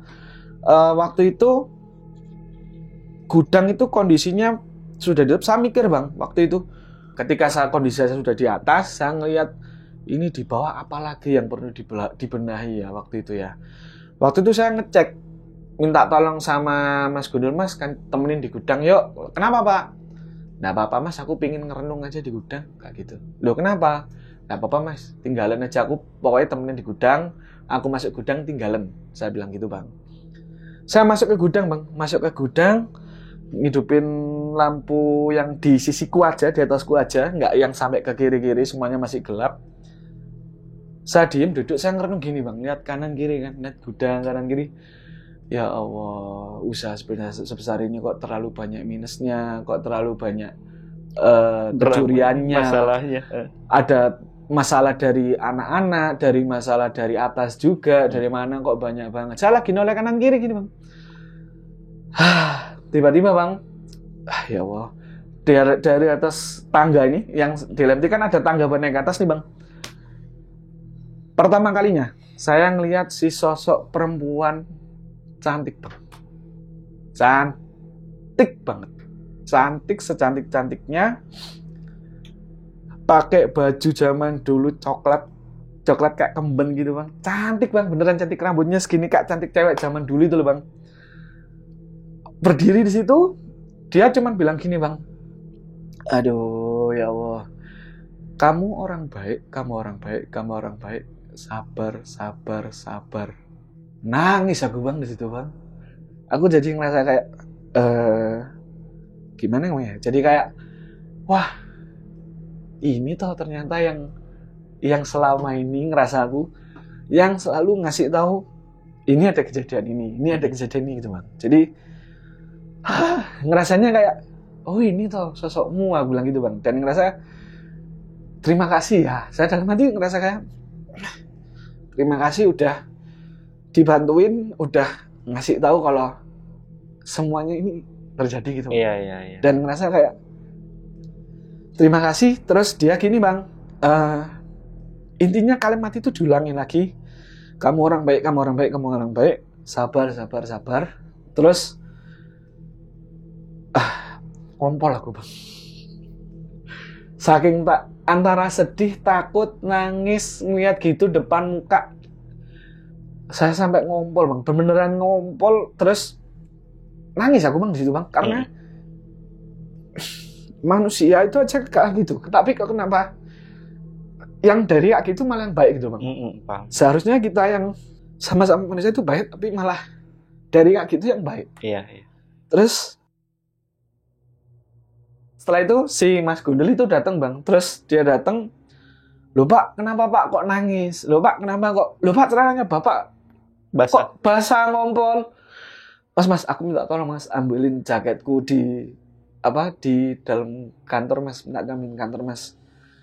Mas Indra minggir, sosoknya, mungkin Mas Indra juga nggak lihat Bang. Terus dia kayak di tengah-tengah gitu jauh, terus saya mikir, wah, ngeliat, keluar, tak tutup, si Mas Gundul datang, ngasih itu pulang saya. Di situ saya seharian ngerasa kayak, wah, justru malah bukan orang yang baik ke saya, Bang. Justru karena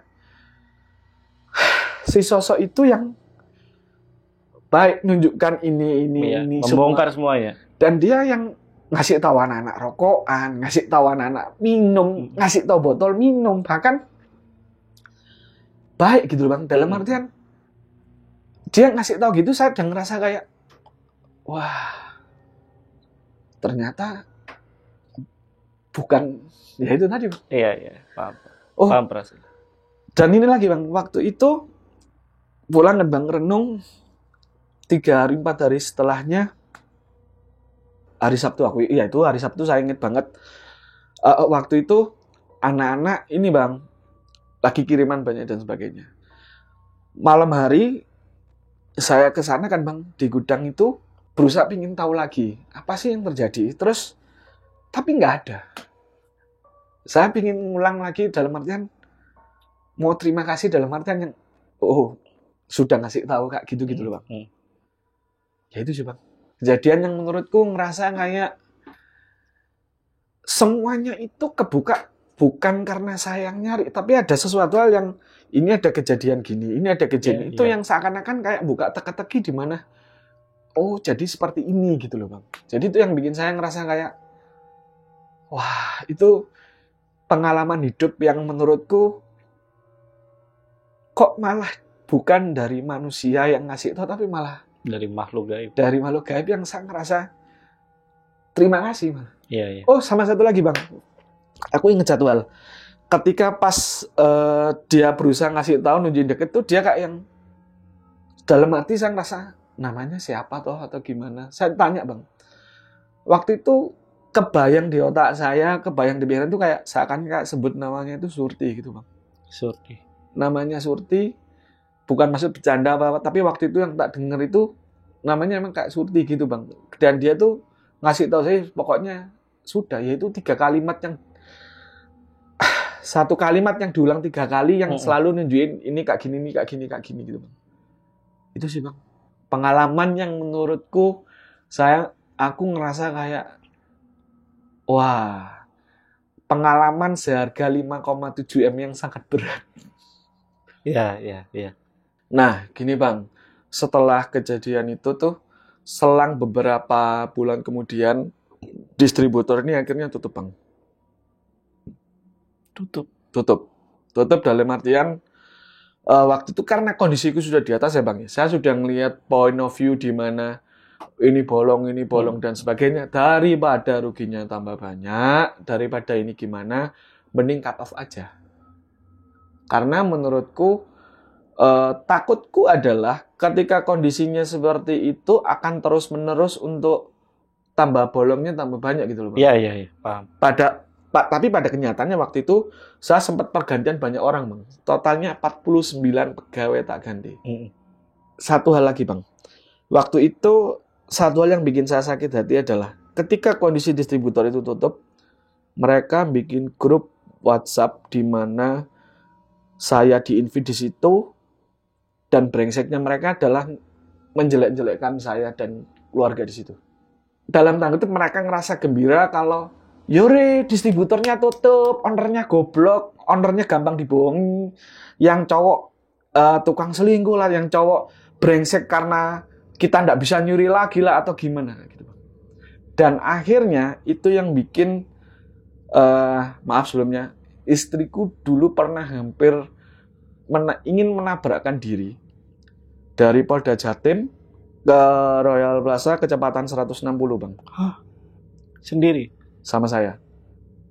Saya di sebelahnya berusaha menenangkan diri, dicekoi agama ngomong sudah enggak bisa. Akhirnya saya bilang gini, sudahlah kamu nggak usah bingung, duit ini hilang ya sudah. Tapi dia beberapa tahun waktu itu kasihan papa karena seharusnya kita yang dikasih kesempatan megang distributor malah kok tutup gitu loh, Bang. Alhasil berusaha nenangin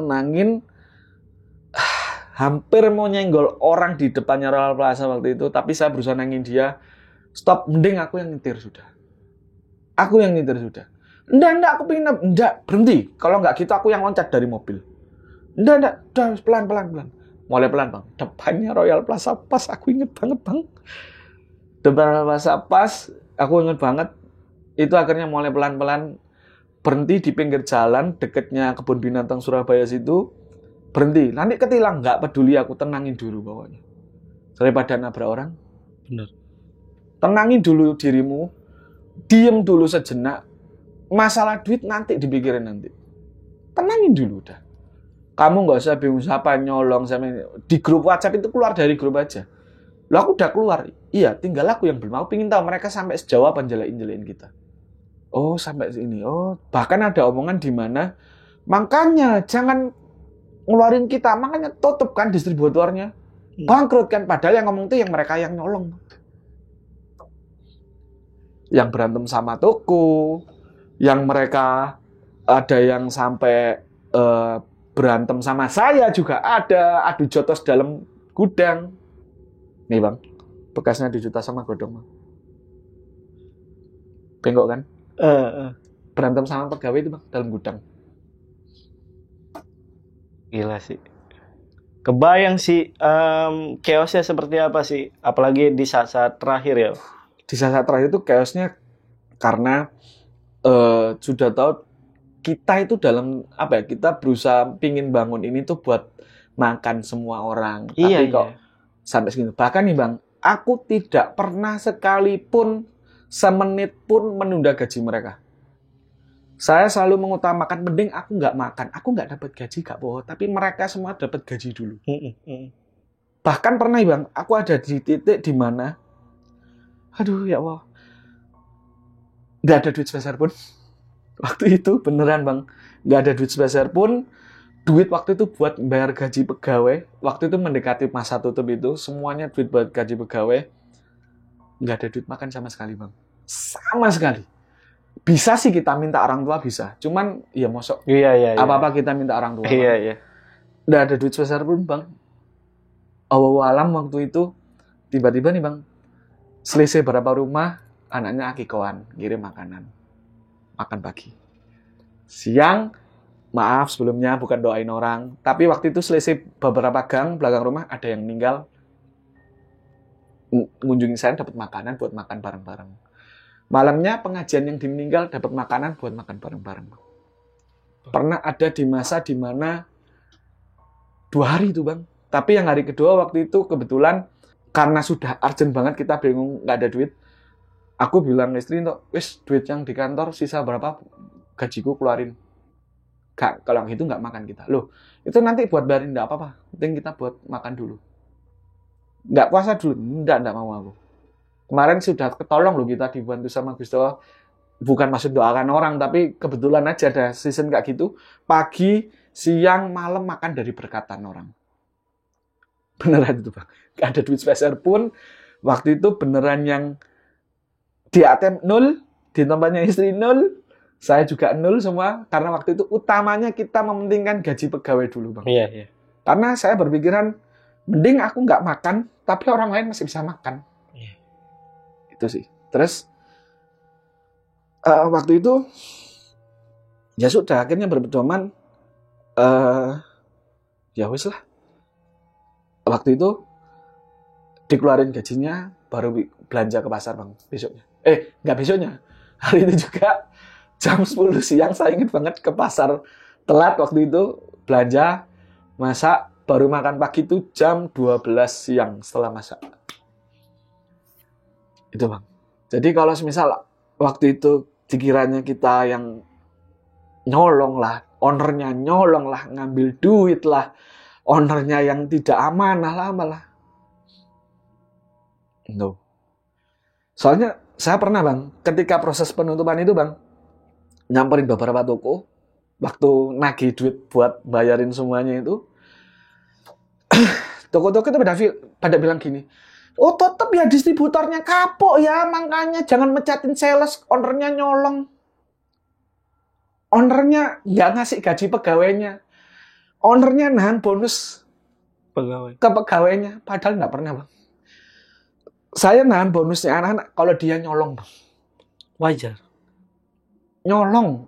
Bukan bonus, nggak pernah, Bang. nyolong bang, bayangin. Bahkan ketika mereka nyolong ngurus itu semua, yang bayar tuh yang itu bonusnya dia itu buat bayar kita juga. Itu ada lebih lagi 1,5 tak kasihin bang. Yang PK itu 2 jutanya, itu dia masih ada kelebihan bonus dari prinsipal 1,5 tak kasih ke dia bang. 1,5-nya. Karena saya merasa ini bukan hakku, itu haknya dia karena kinerjanya dulu waktu sebelum ada kejadian itu ya emang bagus. Saya fair, saya ngomong itu bagus, makanya duitnya 1,5 tak kasih bang. Tapi yang 26 juta ya emang buat bayar ke distributor. Iya. Nggak tak kasih ke dia. Iya. Untuk ganti. Oke. Ya itu bang ceritanya, dan kalau mau dilanjutin lagi setelah proses itu semua masih banyak kejadian. Pastilah, pasti nggak cuma seperti itu aja ya. Berarti memang kondisi perusahaan sudah minus ya. Minusnya itu ketahuannya itu ketika 6 bulan setelah proses penutupan. Minus berapa kalau boleh tahu? 5,7 M. 5,7 M. Ya. 5,7 M, di mana waktu yang saya yang jalanin dianggapnya saya yang nyolong, saya yang dikira main perempuan, saya yang disuruh katanya belikan mobil cewek, kata toko-toko. Ya Allah, toko-toko juga ada yang bilang ownernya yang cowok brengsek itu, masa katanya sih ini duitnya nggak dikasih. Terus wah itu banyak bang ngomongan di toko-toko yang toko nggak dapat bonus ini gara-gara ownernya katanya duitnya disimpan. Bonusnya tokonya yang ini berapa ratus ribu disimpan, padahal salesnya yang ngambil bang. Dan rata-rata minusnya itu memang dari kecurangan para karyawan. Kecurangan sama 1,8 M toko nggak mau bayar. Oh ada ya? Oh ya, toko-toko inilah ya. Karena toko-toko itu merasa dibohongin sama salesnya. Jadi kayak tagihan 1 juta, 2 juta, 3 juta, ada yang 18 juta nggak mau bayar. Tapi ada beberapa yang bayar. Cuman, ya itu bang. Nembus 1,8 kalau yang itu. Kredit pasarnya. Tapi setelah di cross check semuanya faktur, nggak ada. Kredit pasar toko semua bilang sudah bayar. Toko bilang ini udah bayar. Di cross check, lu aku bayar kok mas. Ini ada tanda tangan ACC-nya. Selalu kan ketika anak-anak toko bayar kan ada tanda tangan memastikan ini lunas kan. Ini udah bayar kok. Ini udah bayar kok. Iya, berarti memang paling besar itu dari kecurangan para karyawan. Kecurangan, barang rusak juga ya. Terus barang yang sengaja dibuat rusak. Kalau barang yang sengaja dibuat rusak karena apa? Apa alasannya? Paling gampang gini bang, semisal pasta gigi, tempatnya sengaja dibuka, seret. Rusak nih, taruh di bestok, nanti diambil. Tetap ya kecurangan ya, lagi-lagi ya. Pembersih tangan, lotion. Ini rusak, bestok gini-gini, tempatnya kresek, kemarin dibuka gini, dikasih ke pacarnya. Ini pasti teman-teman yang dengerin full pasti juga ngerasain lah. Kondisi ini adalah kondisi seperti kondisi negara kita. Yang dimana ya itu bakal rusak kalau memang yang mengurus, yang kerja di bagian atau ada kaitannya dengan negara, semuanya pada begini nih, curang segala macam, korupsi ya. Ya itu. Dan pelajaran. Tapi bener ya mas ya, bener ya. Kayak kondisi negara kita gitu. Iya ya. Dan pelajaran berharganya gini bang. Apa ya? Kalau mungkin Gusti Allah ngasih saya kesempatan ini karena dianggapnya saya mampu bang. Dianggapnya saya dan pasangan saya itu dianggapnya sebagai mampu ngatasi ini dan emang layak. Positif saya adalah mungkin saya sudah selayak naik kelas lah. Mungkin belum tentu orang lain yang ngalamin hal ini mampu seperti yang saya alamin atau yang saya hadapin semuanya. Mungkin orang belum tentu bisa mampu seperti ini bang. Cuman betul. Saya bersyukurnya adalah ketika nggak kayak gini mungkin ya saya nggak akan ada di titik ini bang. Nggak akan bisa ketika diomongin orang jelek di sosial media apa, sudah Udah kayak ngerasa itu nggak ada apa-apanya. Nggak ada apa-apanya, bener. Minus 5,7 M. Gimana itu bayarnya? Dari pedagang jualan sosis bakar di warkop, tiba-tiba pegang usaha MM-an. Iya. Itu Bang. Tapi istri dan juga keluarga semuanya sehat. Oh, satu lagi Bang. Oke, gimana tuh? Waktu itu ketika pas ngobrol sama mertua aku tanya kan, Pak, ini duitnya semua gimana? Bapak bilang gini, aku minta nama orangnya semua, ada BIN-nya enggak? Ada, yaudah. BIN-BIN-nya mana semua, tak ikatnya di akhirat aja. Orangnya cuma bilang gitu, Bang. Bapak. Minta BIN-BIN-nya semua, tak ikatnya di akhirat. Maksudnya gimana, Pak? Saya tak gitu kan. Gak perlu tahu lah. Urusanku sama Gusti Allah semua nanti. Saya minta nama BIN-nya semua pokoknya. Lah kalau alam setelah kejadian itu orang yang dapat lumayan. Buka usaha lagi atau memang sebenarnya kebetulan punya beberapa usaha, titik usaha? Enggak Bang, kebetulan waktu itu salah satu tanah yang di Jombang itu kena pembangunan tol. Oh iya. Ya gitulah. Jadi ketika rugi segitu dapatnya itu ya walaupun masih kurang tapi seenggaknya ya alhamdulillah lah. Aku masih penasaran Mas sama kondisi istri dari Mas Rizky gimana tuh pada akhirnya? Kalau sekarang sih nggak apa-apa sih Bang. Cuman setelah kejadian itu saya sama istri ke psikolog karena waktu itu berat banget. Apa ya? Secara agama udah nggak masuk. Dikasih tahu surat-surat sudah nggak masuk ke psikolog. Psikolog cuman bilang ini butuh pengalihan pikiran. Akhirnya coba pelihara binatang. Buat biar nggak stres. Pertamanya, maaf ya, beli ikan Bang. Ini lucunya di sini Bang. Saya tanya, loh kenapa beli ikan? Nggak apa-apa, lucu warnanya. Oh ya udah. Seminggu kemudian ikannya mati, nangis setengah mati Bang.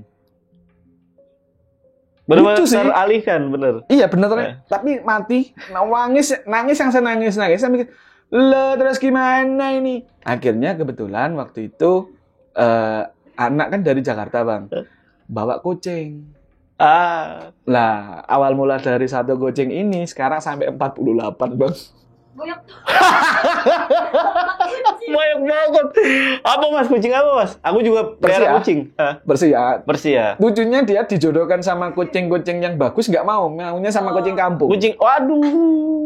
Jadi ibu bapaknya ganteng, anak-anak campungan kampung sama Persia gitu Bang. Kalau yang beruntung ya Persia, kalau yang ya kayak kampung. Ya kayak gitu Bang. Iya. 48, tapi sekarang udah tinggal 12. Karena adop ya. Pusing Bang, sebulan makanan 5 juta sendiri Bang. Makanan tok itu. Makanan tok 5 juta buat 8 kucing gitu. Akhirnya saya mikir, gua rasa lebih. Belum nggak mungkin 5 juta toh. Kalau sakit. Sebulan. Pernah waktu itu kondisi lagi banyak kucing, salah satu kucing tapi bukan yang bapaknya ya, anaknya yang kesayangan banget. Si panggilannya Blacky karena hitam. Itu perawatannya udah 10 juta sendiri itu. Lebih. Melihara kucing itu lebih, apalagi kucing-kucing bukan kucing kampung gitu ya. Ras tertentu itu lebih. Itu 10 juta Bang, satu kucing. Akhirnya setelah itu, wah banyak ya base-nya. Ayo dikurangi kucing-kucingnya gitu. Jadi selama berapa tahun ya? Dari 2022 awal itu sampai sekarang udah ngurangin. Kan beranak terus Bang. Kalau waktu itu jadi 48, sebenarnya di total itu 70-an. Cuman dikurangi ini sekarang udah tinggal 12. Udah tinggal yang gede-gede aja. Oke. Lalu sekarang Mas Rizky dan juga keluarga lagi jalanin usaha apa? Kalau saya balik jualan sosis bakar lagi, tapi baru satu tempat di Pondok Chandra. Terus kalau untuk konten tetap balik kayak dulu Bang. Dulu kan sempet yang pas kalian bikin konten kan? Iya. Itu ke band 8 bulan. Oh. Gara-gara video cicak. Video cicak dianggapnya YouTube terlalu sensitif. 3 bulan percobaan band. Ternyata lu kok ke band lagi 3 bulan lagi. Iya. Ya udah.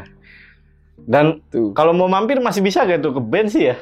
Sudah bisa. Sekarang sudah jalan lagi Bang. Bisa di mana Mas cari channelnya Mas? Kalau YouTube tetap Bang. YouTube tetap Rizky Suronegoro, IG tetap Rizky Suronegoro. Oh ya, pertanyaan terakhir deh dari aku. Boleh. Kalau gudangnya itu masih ada nggak si Gudang sampai gudangnya? sekarang masih ada, karena modal pertama itu kan 3M Bang. Jadi 1,5 M yang punya lahan, 1,5 M dari mertua.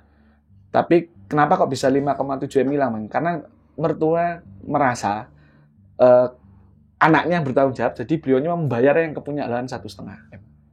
Oh iya oke. Kayak gitu. Itu murni modal dari pribadi aja, apa minjem bank juga segala macam ya? Kalau yang punya sebelah, karena emang beliaunya the real businessman kan kalau aku bilang. Karena beliau punya distributor, semen ada, terus brand-brand yang lain juga ada. Jadi beliaunya ketika tahu kita prinsipal itu baru, dia langsung, oh gitu ya, cuman 1,5. Ya udah, cuman 1,5 kan gitu. Mertua kan maksudnya? Bukan yang mitranya, tapi kalau mitranya. yang kalau mertua duitnya itu pure dari beliaunya selama duit ngajar selama beberapa tahun itu. Utama Jadi, ya berarti ya? Iya Bang, duit dari beliaunya ngajar tahun 9 berapa, 8 berapa itu, pokoknya duit. Makanya ketika duit itu hilang, mertua agak nyesek. Karena dalam artian, kok dengan gampangnya dari 2016 berdiri, dibantu dari saya bantu 2019 sampai 2021 kok bisa langsung kolaps. Tapi pada kenyataannya Bang, fact-nya adalah sudah rugi 3M ketika saya in charge di situ. Ketika itu belum tak pegang. Iya. Dan itu ada historinya semua ya? Ada, faktur apa semuanya yang nggak bayar. Bukti-buktinya. Bukti-buktinya ada semua. Bahkan ketika saya in charge pun di situ hitungannya, lupa Bang. Itu aslinya rugi pertama itu 14,9 M yang ditagihkan. 14,9 M yang ditagihkan. Selama setahunan lebih itu saya berusaha ningkatin omset, cari orderan. Ketutup, yaitu akhirnya tinggal 5,7. Oke, Mas Rizky, terakhir pesan-pesan buat teman-teman yang lagi nonton. Pesan saya salah satunya adalah, kalau kamu usaha, kamu harus punya border antara kamu yang punya dengan bawahanmu. Jangan kamu menganggap bawahan dan atasan itu pingin deket, pingin raket. Enggak, harus ada batasan mana atasan, mana bawahan. Karena kalau itu udah ngerasa deket banget dan raket, nanti kayak aku. Karena waktu itu Bang, saya beranggapan kalau saya memanusiakan manusia dan menganggap mereka sebagai teman, keluarga atau apa, mereka akan baik, ternyata enggak. Oh ya, saya juga pengen ngucapin ke toko-toko yang di daerah Pasar Soponyono. Beberapa toko sangat-sangat baik dan ngasih tahu saya kelemahan. Maksudnya bukan kelemahan sih, lebih tepatnya kecurian siapa yang dilakukan oleh siapa. Toko-toko daerah Kendang Sari, Kutisari yang di pasar juga terima kasih banyak. Terus ada salah satu toko sangat besar di wilayah Kutisari. Mas bro, matur nuwun, kalau nggak ada sampean mungkin aku nggak tahu kalau semisal kirimanku yang ternyata ngirim bir dari toko ke toko itu, kalau nggak sampean ngomong aku nggak tahu Bang. Ngirim bir Bang. Terus sama satu lagi beliaunya juga bilang, oh kalau ngambil toko ini di ini ya, ini di sini ya, itu dari beliau semua. Terima kasih banyak. Oke, kalau dari gue sih buat teman-teman yang masih bekerja dan masih mencari nafkah, bekerja dengan seseorang ya, manfaatkanlah sebaik-baiknya dan kerja sejujur-jujurnya, karena kalau tidak dimanfaatkan dengan baik, kita sendiri juga lah yang bakal rugi gitu ya. Itu aja ya untuk video kali ini. Gue rasa cukup. Gue Jamal dari Lentera Malam dan Mas Rizky izin pamit. Bye.